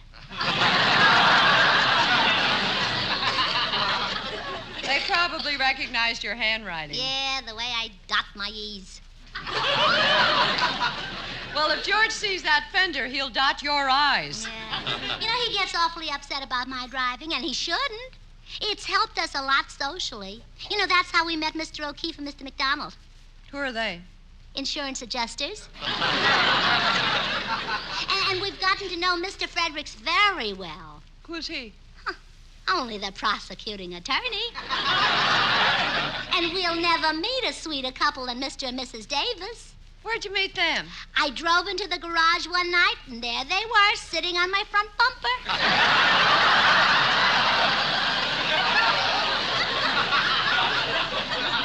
Well, Gracie, you better get that fender fixed before George finds out about it. Oh, I will, Blanche. I'll tell him I'm going shopping for vegetables, but instead I'll take the car to the garage. Yeah, well, I'll run along, Gracie. Good luck. Well, you better say goodbye to George, Blanche. He'll never forgive you. You, dear, and I, dear, are exceptions to the rule. George, Blanche is leaving. Thank her for me. Thank you, Blanche. Thank you. Goodbye. You, dear, and I, dear, are exceptions to the rule. Dear, I'm going up and change clothes. I've got to go out and get some vegetables. Good, good. You, dear, and I, dear, are exceptions to the rule. But you'll change your mind, dear, dear. Come in. I'm in the den. Sam the tailor at your service. Just hang Gracie's dress over there, Sam. My pleasure. By the way, Mr. Boynes, I heard your program last week with Al Jolson. Isn't that Jolson a great singer? Oh, magnificent. How'd you like me, Sam? If you don't mind, I'd like to keep your business.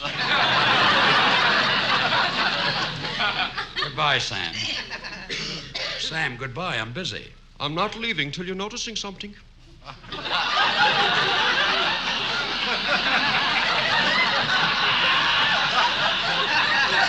What? I happen to be wearing new shoes. So what? These are imported. They were made in England, sold to an exporter, exported to an importer, bought by a wholesaler who sold them to a retailer, who in turn retailed them to me. I can't understand it. Can't understand what? How all those people can make a living from shoes that I haven't paid for yet. Sam, please, I'm writing a song and I'm having a little trouble rhyming the words. Sir, that's easy. Rhyming is second nature with me. I take a word and piff, puff, poof, I got a rhyme. Piff, paff, poof. Poof, yeah. Take the word you. There's true, do, glue, flu, navy blue. Chartreuse. Hold it. Chartreuse doesn't go with you. But it goes nice with navy blue. I'll see you later, Sam. Okay, Daddy boy. Goodbye. Toodle-doodle. Toodle-doodle.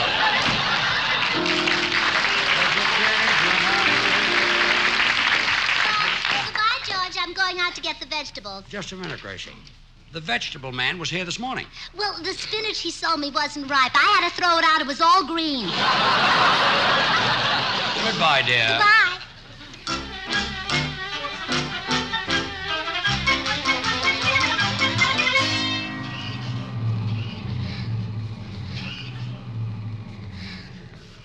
Hello, Frank. Do you know what happened to me? Which fender, Mrs. Burns? Left front.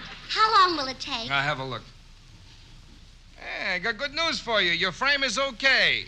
Well, you don't think George married me for my money, do you?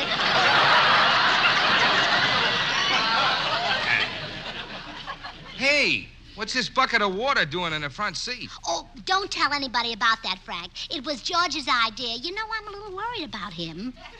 It was your husband's idea? Yeah. When I drove to the beauty shop this morning, he told me to be sure and put some water in the car.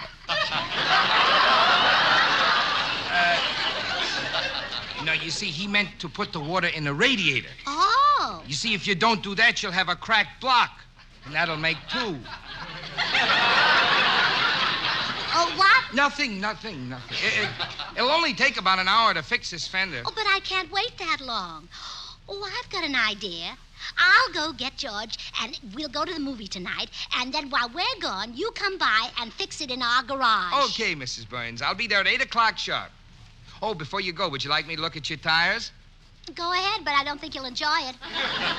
When you've seen one, you've seen them all. Never mind, then. I'll be at your house at 8. All right, goodbye, Frank.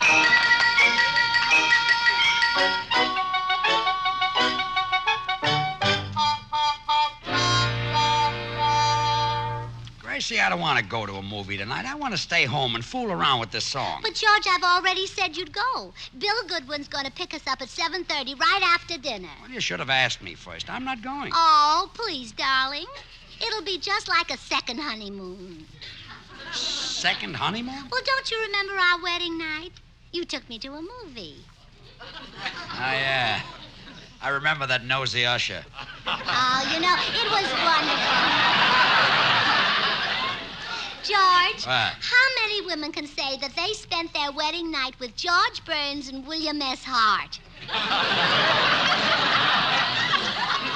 You can count them on the fingers of one hand. Mm-hmm. Let's go out and see if we can find that same picture tonight. Nah, this song is driving me crazy. Why don't you go by yourself? Well, I can't, George. They won't let me in the movie when I go by myself. Why not? Well, I don't know. I've tried hundreds of times, but every time I hand my ticket to the doorman, he tears it up. Well, I'm staying home tonight. Oh, but, George, movies are so educational. You can learn lots of things from them. Let's go see Gregory Peck. What can I learn from Gregory Peck? Will you be mad if I tell you? I withdraw the question. Oh, please, George. We've got to go to a movie. The Mechanic is coming at 8. What's that? That's the title of the new picture.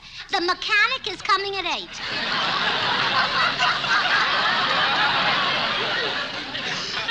I've never heard of it. The Mechanic is coming at 8. Sounds like a picture Jessel would produce. Okay, let's go and see it. Oh, no. You see, it's a foreign picture. We wouldn't understand the dialogue. Where was it made? England. Yeah, well, we speak nothing but Spanish. Well, let's go and see 12 O'Clock High. Now, I think we'll enjoy it more if we stay sober. Yeah, well, let's do it.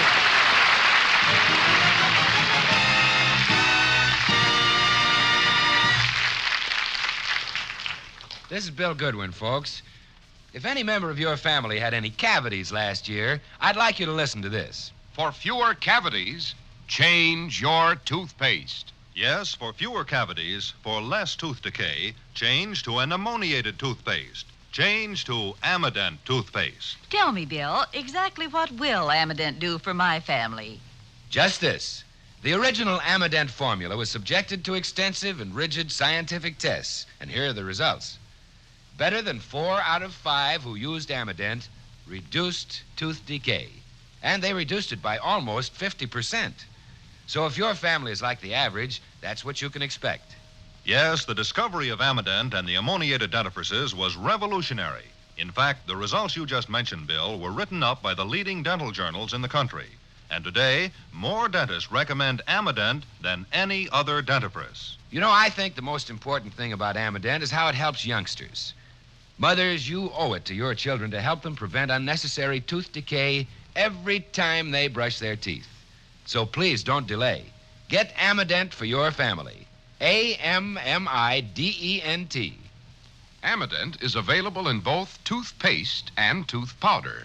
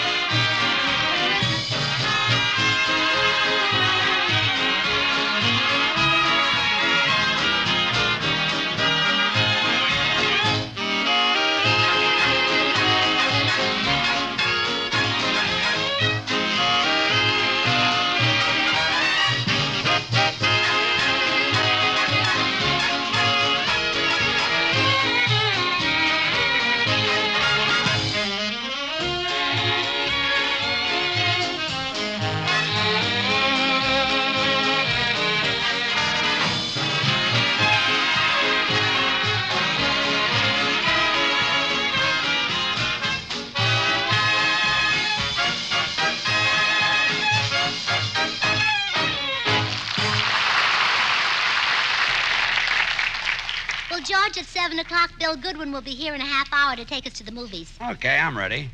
Seeing is believing, that's a story all and true.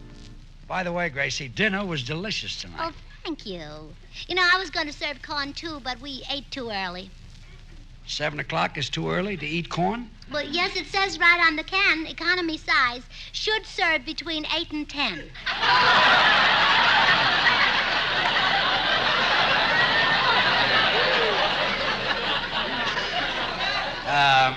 I'll take it to the movie and we'll eat it later, yeah. Say, that chocolate dessert was delicious. Well, I know how you love chocolate. Mm-hmm. You know, you're always saying, put enough chocolate sauce on it and you can eat sawdust. That's right. And you really can, too.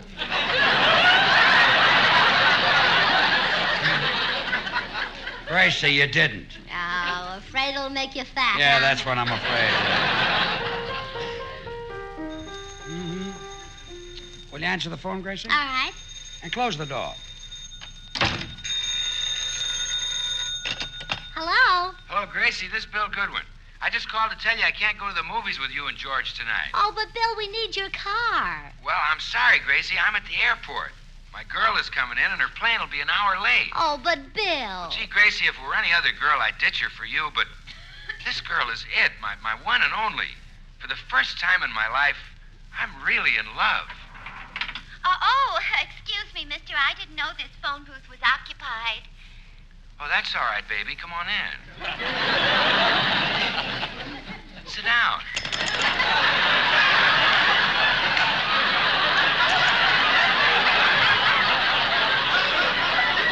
Oh, Bill! Bill! You comfortable, baby? Oh, sure, handsome.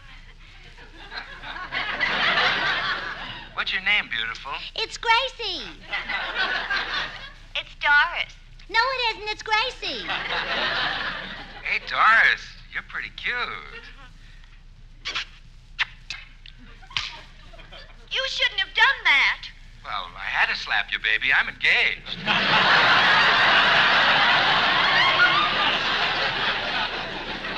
Gracie. Yes, Bill? I'm sorry about the plane being late. Maybe I can go with you some other time. Oh, all right, Bill. Goodbye. Exceptions to the rule. George, Yes? Bill Goodwin can't go to the movies with us. Well, that's okay. We'll go alone. All right. Well, we better get started. It's a long way to walk. Walk? We got a car in the garage, remember? But, walking is good for you. Look what it's done for my family. That's why I don't want to walk. Now, take my sister Bessie. Now, I don't say this because she's my sister, but nobody walks like Bessie. Nobody is built like Bessie. You know how some people have a hobby of collecting stamps? Bessie likes to walk. Yes. She even goes into department stores and tries to walk up escalators that are coming down. Nice hobby. Mm-hmm. I'm going to visit Bessie tomorrow. Where is she? Between the second and third floors of the May Company. I'm still not walking 3 miles to the movies. We're taking our car. Well, I'll be right back, dear. Seeing is believing.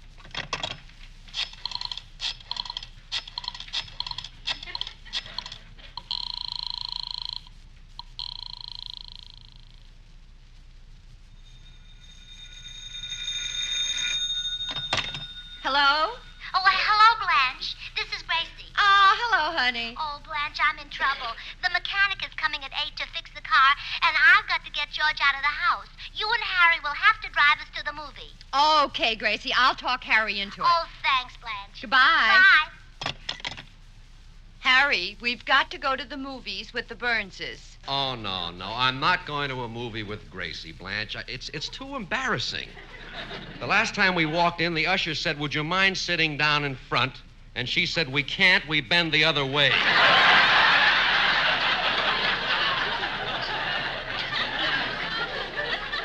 All right. So she's not an Einstein. Look at that hammy husband of hers. He even thinks he can compose music. Maybe he can. Maybe he can. George has got a lot of talent. Yeah, but it's all in his wife's name. Oh, no, it isn't. If you think George Burns is so loaded with talent, name one thing he can do. Are you kidding?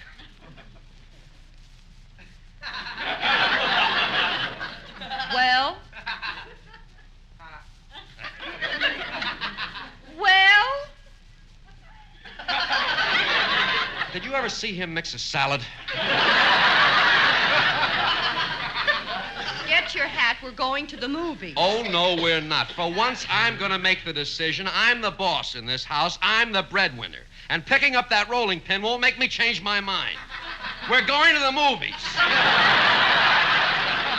Oh, yeah. Ah. That's better. Tell him to pick us up. Oh, no, we got to take our car. Oh, we can't. I let Harvey down at the office use it. He went to Yuma to get married. Oh, that's terrible. Yeah, but Harvey doesn't know it yet. I better phone Gracie.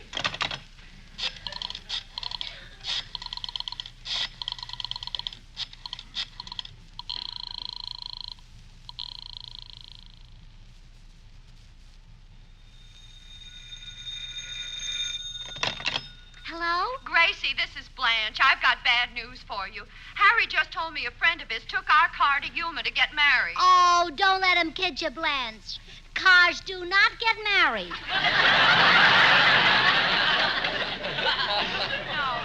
No, the friend is getting married. Oh, Well, I've got to get George out of the house. Well, bring him over here. We'll play bridge or something. Oh, okay. Goodbye, Blanche. Bye. George, we're not going to a movie tonight. Good, I can fool around with my song. Oh, no. We're going next door to the Mortons and play bridge. Oh, no. I'd rather go to a movie. You even said I could learn things from Gregory Peck. Oh, I was kidding, George. You've already got Peck's charm and technique. Even your kisses are like Peck's.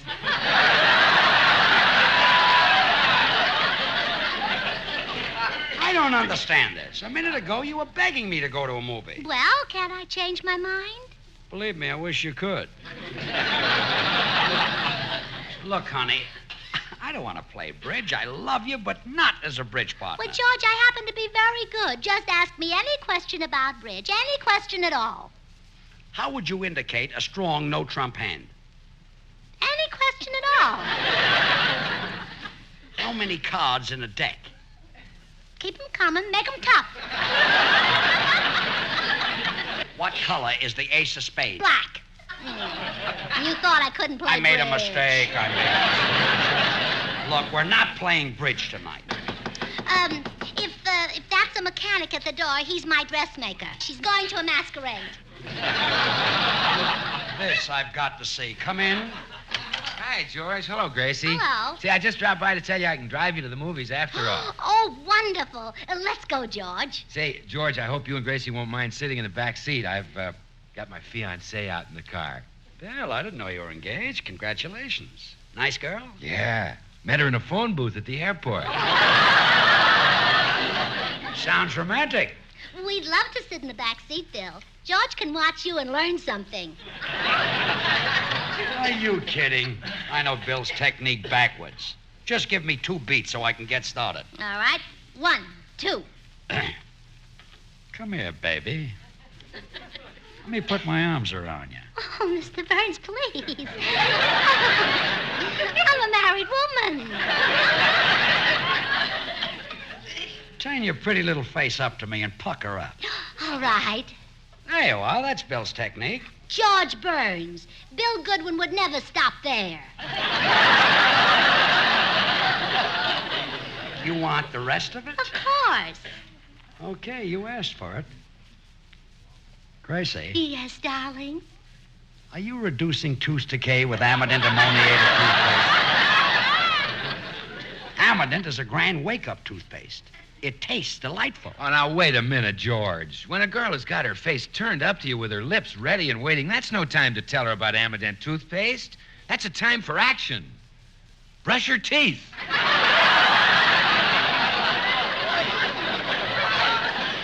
Let her see for herself how Amident leaves her teeth bright and sparkling, her mouth feeling fresh and clean.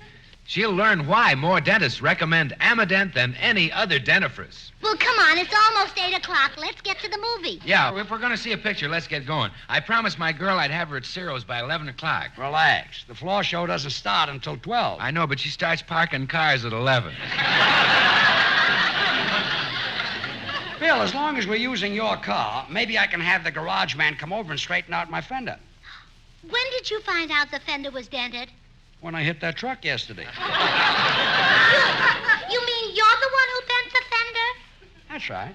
Well, the nerve of you, letting me take the blame. I didn't blame you. Well, I did. Gracie, You ought to be ashamed of yourself bending fenders. That's a woman's job.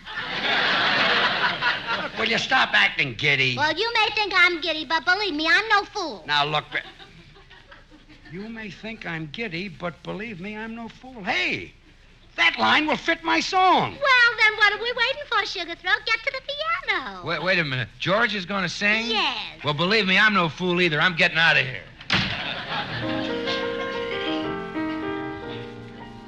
Sing is believing, that's a story old and true. Don't believe all you hear, you've often heard that too.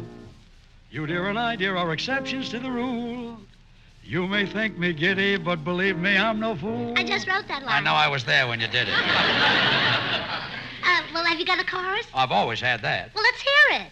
Oh, I love you, dear, across my heart I do. Do you believe me? I do. That's right. Oh, you're the one and only girl I ever told that to. Do you believe me? I do. Good. And when things go wrong and skies above are gray instead of blue, you wouldn't have to worry, 'cause I'd know just what to do. I'd get up early mornings and I'd find a job for you. Do you believe me? Are you kidding? You did. I did it, Dad, didn't I?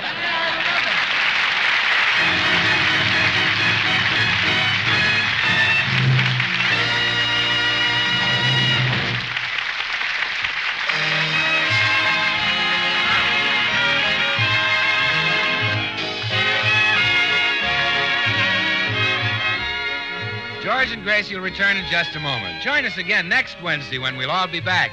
George Burns, Gracie Allen, Harry Lubin in the Amadent Orchestra, and yours truly, Bill Goodwin. Brought to you by the makers of Amadent, the ammoniated toothpaste and tooth powder, recommended by more dentists than any other dentifrice. The George Burns and Gracie Allen program was transcribed in Hollywood, written by Paul Henning, Sid Dorfman, Harvey Helm, and Stanley Shapiro, and produced by William Burns. Now here are our stars. George, now that you're writing songs, will you write one called the Sidney Schultz Blues? Sidney Schultz? He's our butcher. Yeah, I know. Business is bad, and I thought a little publicity might help him. Good night, folks.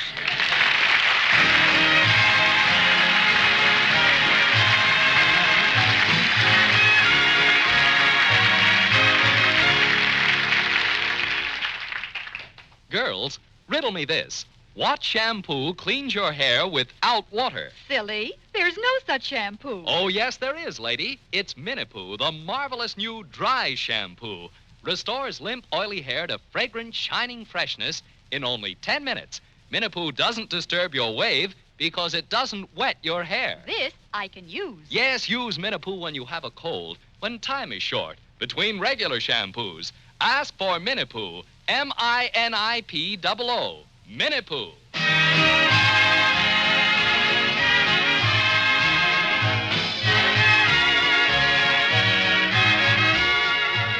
Next Wednesday and every Wednesday, listen to the Amadent Show, starring George and Gracie. Good night. Stay tuned for Lum and Abner, who follow immediately. This is CBS, the Columbia Broadcasting System.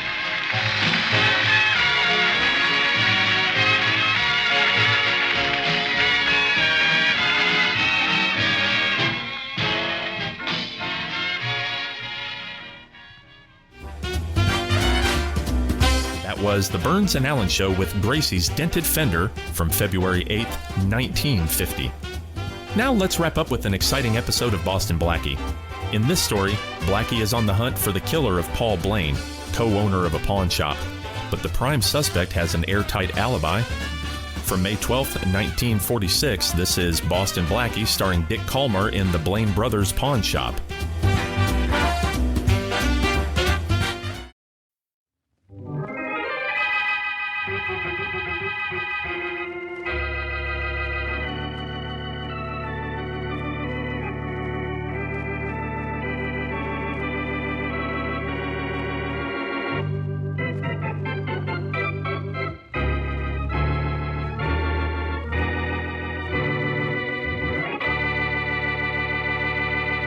I don't see what you're complaining about, John. Oh, you don't, huh? Well, who owns this pawn shop, Paul? You, me, or both of us? We both do, you know that. Okay, then. From now on, I sign checks the same as you do. Now, wait a minute, John. You're getting your share of the profits, aren't you? So you say. Only I don't trust you. I'll get it. Hello. Hello.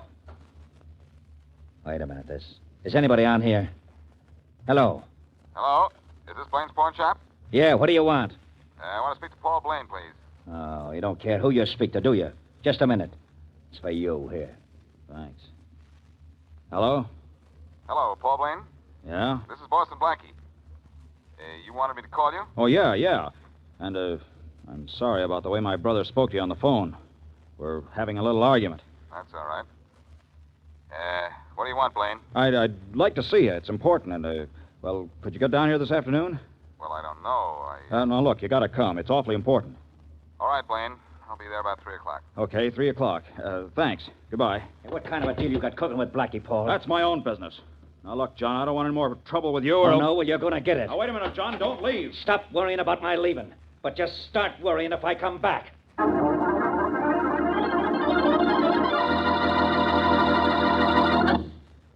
And now back to Dick Calmer as Boston Blackie. Enemy to those who make him an enemy. Friend to those who have no friend.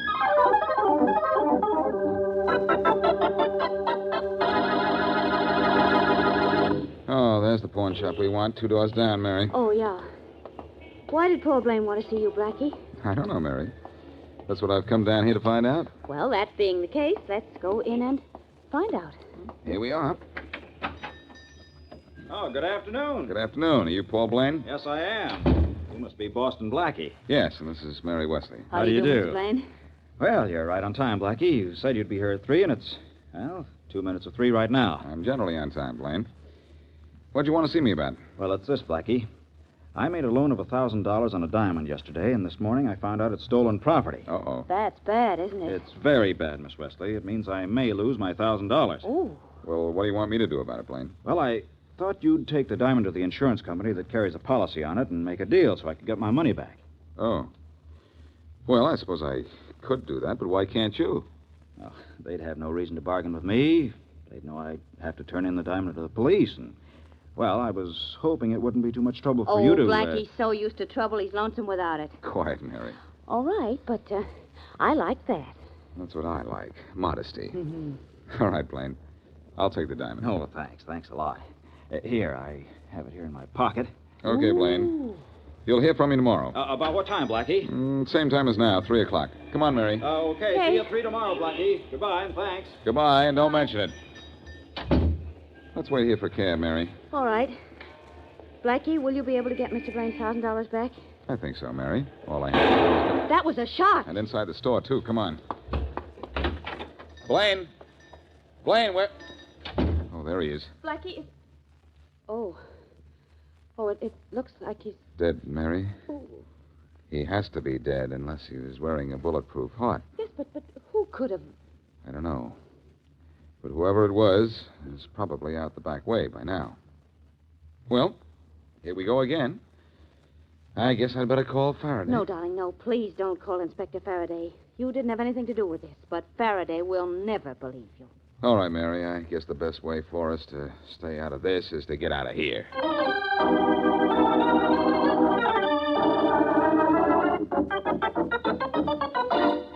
Hey, Rollins! Rollins, come in my office. Yeah, Inspector Faraday? What about some action on the murder of Paul Blaine, the pawnbroker? Inspector, there hasn't been a thing developed. Oh, just a minute. Faraday speaking. Inspector, got a little news for you.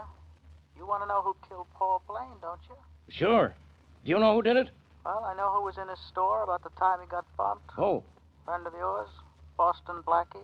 A friend of it. Hello. Hello. What was it, Inspector? Some guy who says Boston Blackie was at the scene of Paul Blaine's murder. Good. Hey, that's exactly what you want, isn't it? It should be, but it isn't. This is one time I don't think Blackie's involved. And besides, I waste too much time chasing that guy anyway. Gee, Inspector, you must be sick. Maybe that call was a straight tip. I doubt it. Besides, I got a line on Blaine's killer. Yeah, who? Never mind who. But Blaine sent a certain guy to prison about 5 years ago. Last week, that certain guy got out of prison. I think he killed Blaine for revenge. Could be, Inspector, but I'd still like to have a look around Blackie's apartment. Go ahead. Waste your time any way you want. But I'll bet I find a real killer before you find anything on Boston Blackie.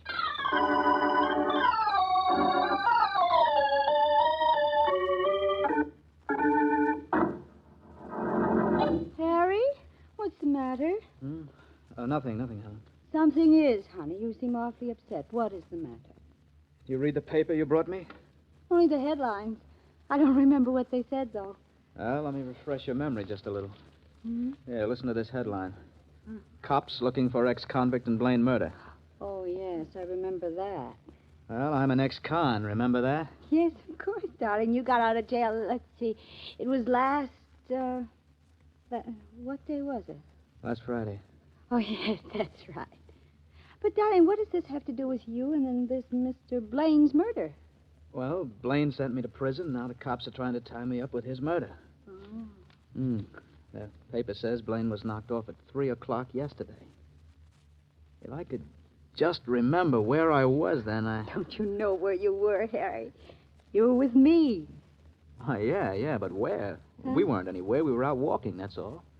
Oh, yes, that's right. Where were we walking? Do you remember? Oh, not exactly. Downtown somewhere. Hmm. No, I've got to keep you out of this. I think I know what I'm going to do. What? I'm going to see a fellow named Boston Blackie. He helps guys like me. Oh, you can't leave here if the police are looking for you. Harry, I've met Blackie's friend, Mary Wesley. I know her. I'll get her to help me, and she'll get Blackie to help you.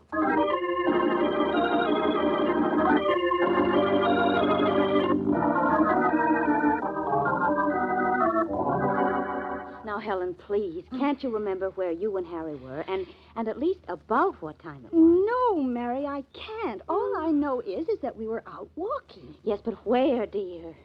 Just downtown. That's a big help. Now, look. Paul Blaine was murdered at 3 o'clock in his shop on 71st Street. Were you on 71st Street around 3 o'clock? Well, no. Oh, gosh, I'm beginning to sound like Blackie. Mary, I don't know where we were. I started out to see a man about fixing my coat. I think I have his address here in my purse. Oh, well, this might be something. Oh, dear. Oh, yes. Here's his address. 20th Street. All right, now you think you were on 20th Street? Yes. Down there somewhere. But I don't know. Oh, wait a minute. What's that other card in your purse? Where? Which one? Oh, yes, let's see. Oh, yes, I remember. A sidewalk photographer took our picture and gave us this check. Yesterday? Yes, while we were out walking. Yesterday afternoon. Well, as Blackie might say when I show him this, it's a nice photograph. Let's hope it doesn't result in any negative development.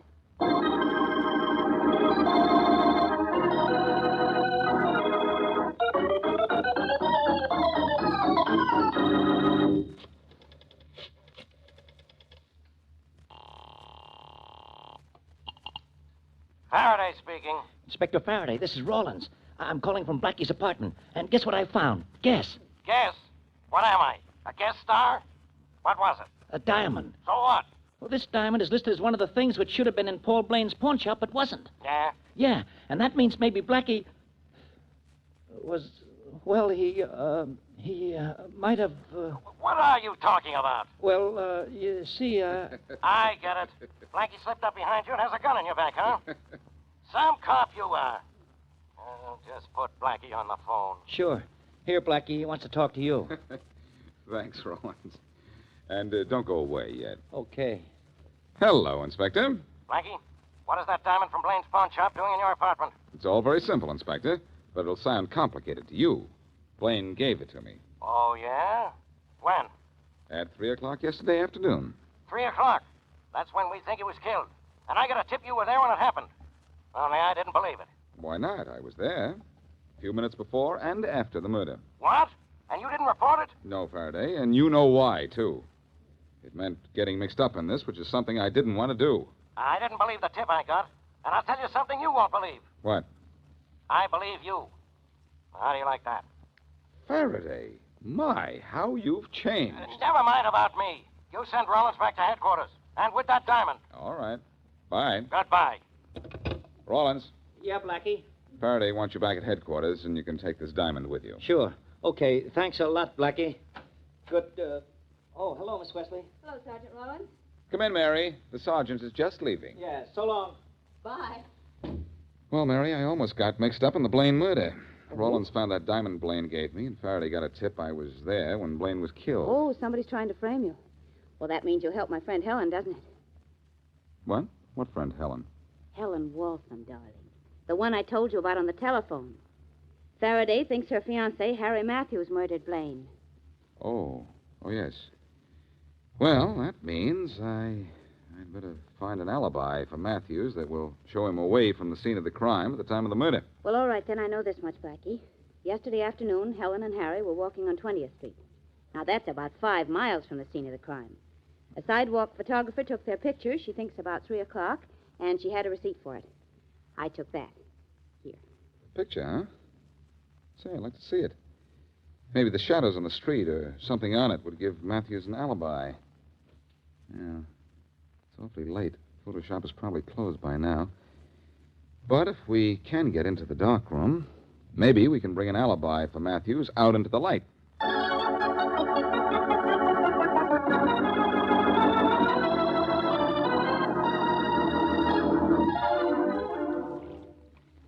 How soon will the picture be developed, Blackie? Should be about now, Mary. I've had the print and the solution about, Oh, I'm beginning to see something now. Good. I'm glad you took this claim check from Helen so we could find this picture. Developing that print isn't taking as long as it took us to get in here. There was a tough lock on the door, Mary. I had a hard time picking it. Yeah, you'll have to buy the photographer a new lock, won't you? I suppose so. Now, let's hope this picture shows something that'll help us. All we know now is that it was taken the afternoon of the murder. Okay, I'm hoping. Look, Blackie, there's the whole picture now. It's clear, too. Mm-hmm. Now we'll lift it out of the solution and have a look at it. Here, I'll put it on the table here and hold it down with these weights so it won't curl while it dries. There. Well, it shows Helen and her friend Matthews all right. Look behind Helen and our boyfriend, Mary. The Leeds jewelry store clock, and look at the time. 3:00.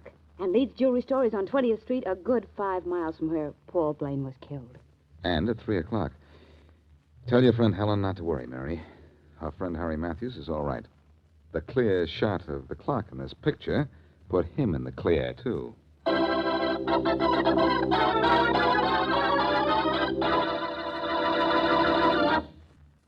Now, back to Boston Blackie.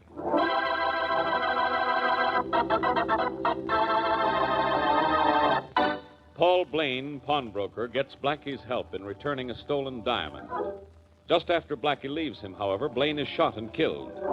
Police think Blaine was murdered by Harry Matthews, ex-con, who was sent to jail by Blaine. But with the help of his girlfriend, Helen Waltham, Matthews receives Blackie's help in proving his innocence.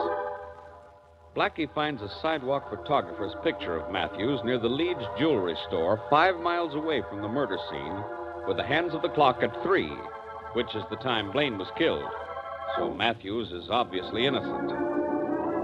As we return to our story, Mary Wesley is at the Leeds Jewelry Store. And what can I do for you, miss? I'm not sure. Are you Mr. Leeds? Yes, I am.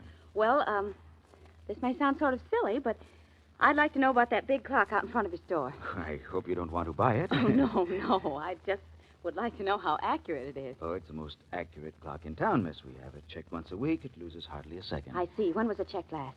Why, 4 days ago. Oh, thank you very much.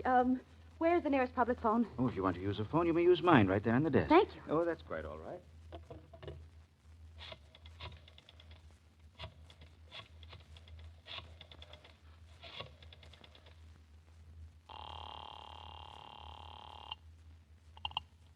Hello? Blackie, this is Mary. You found out about the clock? Yes, it's always right, and it was checked 4 days ago. Good. Now I'm absolutely sure Matthews is innocent. I'm going up to tell him for 2 reasons. To make him happy and Faraday miserable.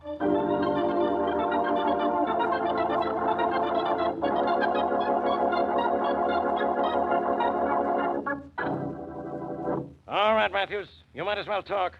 I didn't come to your apartment to outstare you. I don't have anything to talk about, Inspector Faraday. You killed Paul Blaine, so you ought to have a lot to talk about. I didn't kill him, Inspector. I admit I had a reason. He sent me to jail, but I didn't kill him. That's what they all tell me, until I prove they're lying. Who's that at the door? One of your pals, Matthews? I don't know who it is. Well, go answer it. But no tricks. Don't worry, I don't have anything to hide.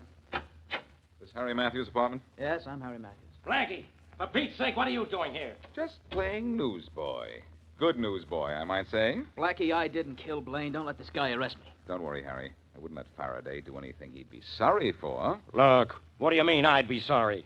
Harry here is the one who's going to be sorry. He's going to jail. Is he? When was Blaine killed? At 3:00 yesterday. You know that. All right. Take a look at this. What is it? A picture of Harry and his girlfriend walking down 20th Street, a good 5 miles away from the scene of the crime. Taken yesterday, too. There's a date on it. Look. I am looking. So what? So look at the clock behind them. What time does it say? Well, it says 3:00. That's right. And do you know what time it is now, Faraday? Huh? What's that it's got time to do? you apologized to an innocent man and got out of here. Oh. Yeah. I'm sorry, Matthews. Yeah, okay. And Blackie, thanks. Thanks a lot. Yeah. Thanks, Blackie. You're a big help to me. You've just cost me my only suspect. Don't fret, Faraday. What I take away, I usually put back. I've got another one for you.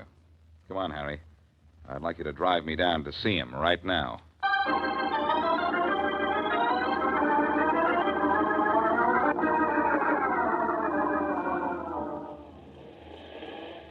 This is Blaine's pawn shop right here, Harry. Thanks for driving me. No trouble, Blackie. It was nice seeing you, Blackie. Thanks, Helen, and thanks for the lift. Okay. Oh, say, would you wait for me for a few minutes? I'm going to want to get to my bank, and I may not be able to get a car. Sure, we'll wait. But you better hurry. The bank closes in a few minutes. I guess I shouldn't have stopped to pick up Helen. That's all right. We'll make it. How far to your bank? It's down on 25th Street. The Weatherly National, Blackie? Yes, Helen, why? Why, that's my bank, too. Well, we're practically partners then, Helen. Yes. I'll be out in a minute. You want me to go with you? No, thanks, Matthews. I like to do things like this alone. Be right back. Hurry, or you'll be too late to get to the bank. All right. Good afternoon. Yeah? What's good about it? Well, that's fine talk. You own this shop? I'm John Blaine, if that's what you mean. I'm Boston Blackie. Hooray. So you're Boston Blackie. So what? So I'd like to talk to you. Maybe about the killing of your brother. What makes you think I killed him? You were having an argument when I called up yesterday afternoon and spoke to your brother. So what? So an argument could end in a killing. So could too much curiosity. Get out of here, Blackie. Fast. Now, is that a nice way to do business, John? Your brother Paul never pulled a gun on a visitor. Get out of here, I said. When I'm finished. You're finished now. Get out of here. Maybe this will help you move. You missed me, my friend. Or should I wait till I try to turn my head? I missed you because I wanted to. But next time, maybe I won't want to miss.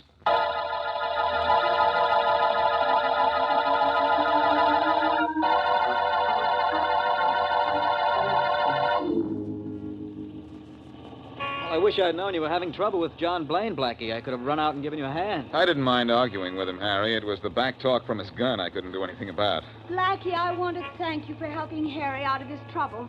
He's not out completely yet, Helen. What? He isn't, Blackie. Why isn't he? Oh, it's nothing to get excited about. I just wasn't able to prove John Blaine is 100% suspect. And until I do, Faraday will always feel like Harry here is guilty. Well, as long as you believe I'm innocent. You're safe. Even Faraday has to face the facts. You couldn't have killed Blaine. You're too far away from the scene of the murder when Blaine was killed. Oh, say, it's too late for me to get to the bank, isn't it? Yeah, I guess it is. Oh, dear, that's a shame. It is after 3 o'clock, isn't it? Slightly. Say, do either of you have enough money to cash a check, if it isn't too big? Well, all I've got is $5. How about you, Helen? No, I don't think Oh, wait, I might have some. Yes, Why, yes, of course I do. Swell. Could you spare 50, Helen? 50? I don't...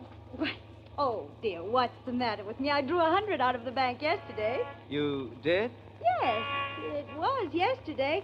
I remember I got to the bank just at closing time, and I had to argue with the man at the door to let me in. Here's the money you wanted, Blackie.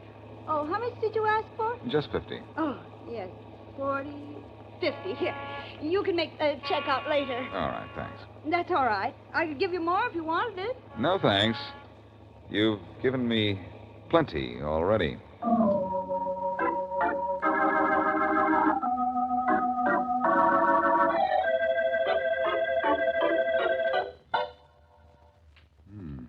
That sidewalk photographer must have a mania for putting fancy locks on his door.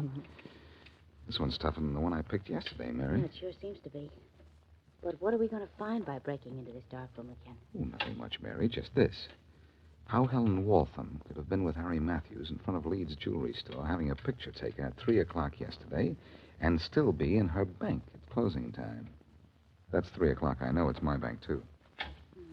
There, that opened the lock. Good. But about the time, that's impossible, darling. The clock on Leeds jewelry store is never wrong. I know it.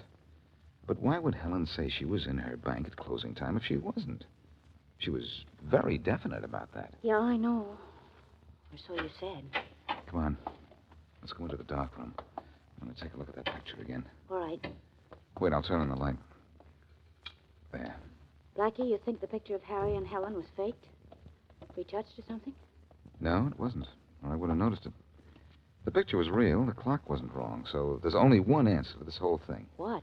I said there's only one answer, Mary. I didn't say I knew what it was. Oh. Let's see. Do you remember the number of that picture of Harry and Helen? I sure do. 4121. Yeah. Here's the index file. 4121. 4121. Where is that? Oh, here we are. It's a legitimate picture, all right. So where are we? Right back where we started. Yeah, I'm afraid so. Oh, wait a minute. I've got a hunch. This is picture 4121. Let's have a look at picture number 4120 and see what that looks like. Well, what do you think that'll show? Well, I don't know. That's why I want to look at it. 4120, 4120. Ah, here it is, already developed. Yeah, taken at the same spot. That's good. Let me look at it, too. A picture of a woman and a little girl. Well, that's not much. But, Mary, look at the clock behind them. For goodness sake, there's a man on a ladder doing something to it. Yes. Looks as if he's cleaning it. And look, Mary, look at the time. It's 3:30. 3:30? Yes. And do you know what that means? It means the picture was taken before picture number 4120, and yet the clock says 3:30. So picture number 4121 showing Harry and Helen had to be taken after 3:30. Blackie. Then Harry could have killed Paul Blaine. He not only could have, Mary, but he probably did.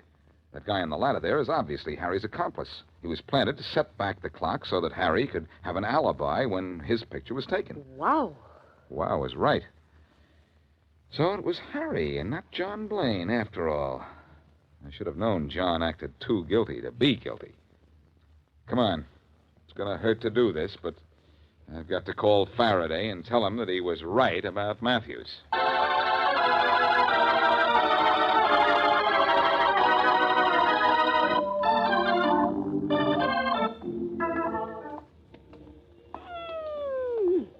Oh, it's a lovely day for a walk, isn't it, Blackie? Beautiful, Mary. Is that Beautiful Mary or Beautiful Mary? Take your choice. Well, I've taken it, and so I thank you, kind sir. Hey, Blackie. Yes? Why did Harry Matthews call Inspector Faraday and tell him you were at the scene of Paul Blaine's murder? Oh, that's easy, Mary. 2 reasons. He wanted to involve me, and he wanted to make sure the police established the time of the murder at 3 o'clock, so his alibi with the fixed-up clock would stand up. He probably was hiding in the back of the pawn shop while we were talking to Paul Blaine the day of the murder. Oh, I see. That guy Matthews was clever, Mary. He never once offered an alibi. He knew it would be too phony if he did. He waited for me to supply it for him, and I did, by discovering that sidewalk photographer's picture. Yeah, he was clever, all right. He killed Paul Blaine for revenge, didn't he? But he made one mistake, you know. He didn't go to the trouble to find out where his friend Helen was at exactly 3 o'clock. No, and thanks to her, we broke the case. I certainly was glad Faraday didn't involve her. Yeah. Harry was obviously just using her. Hey, Yes, matey. Blackie, did you see what just happened? What? A sidewalk photographer just snapped our picture. Well, how do you like that? Why does everything happen to us? Well, I don't know, but it certainly does. Blackie, tell me, how do sidewalk photographers like this fellow know whose picture to take? How? Why, Mary, that's simple. Snap judgment, that's all. Just snap judgment.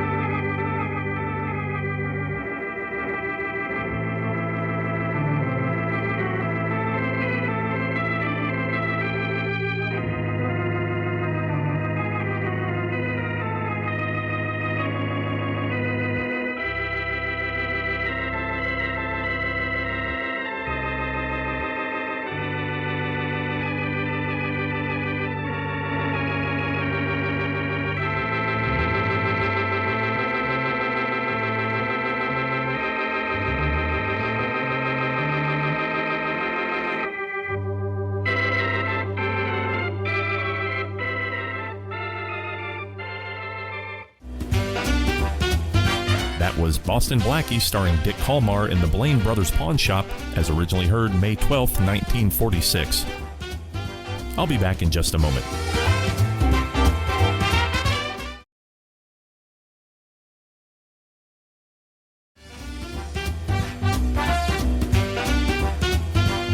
Welcome back to Classic Radio Rewind. A programming note. Mark your calendars for Saturday, September 21st, when we present our annual WJSV, a Day in Radio History special. On a September Thursday in 1939, the world was watching Europe as war loomed, and in Washington, D.C., President Roosevelt was preparing to address Congress on U.S. neutrality. During this time, WJSV, a Washington radio station, recorded an entire day of programming, capturing every moment from 6 a.m. to 1 a.m. on 38 lacquer discs, which were later preserved by the National Archives. Join us at 6 a.m. Eastern Time on September 21st as Old Time Radio USA brings you this unique historical broadcast. Listening is easy.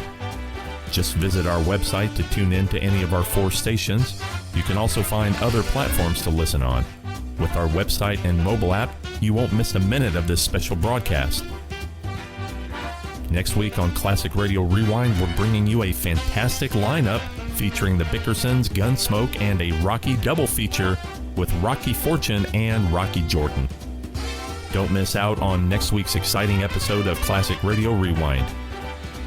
For Classic Radio Rewind and the WOTR Radio Network, I thank you for listening. This is Barry Slinker saying goodbye for now.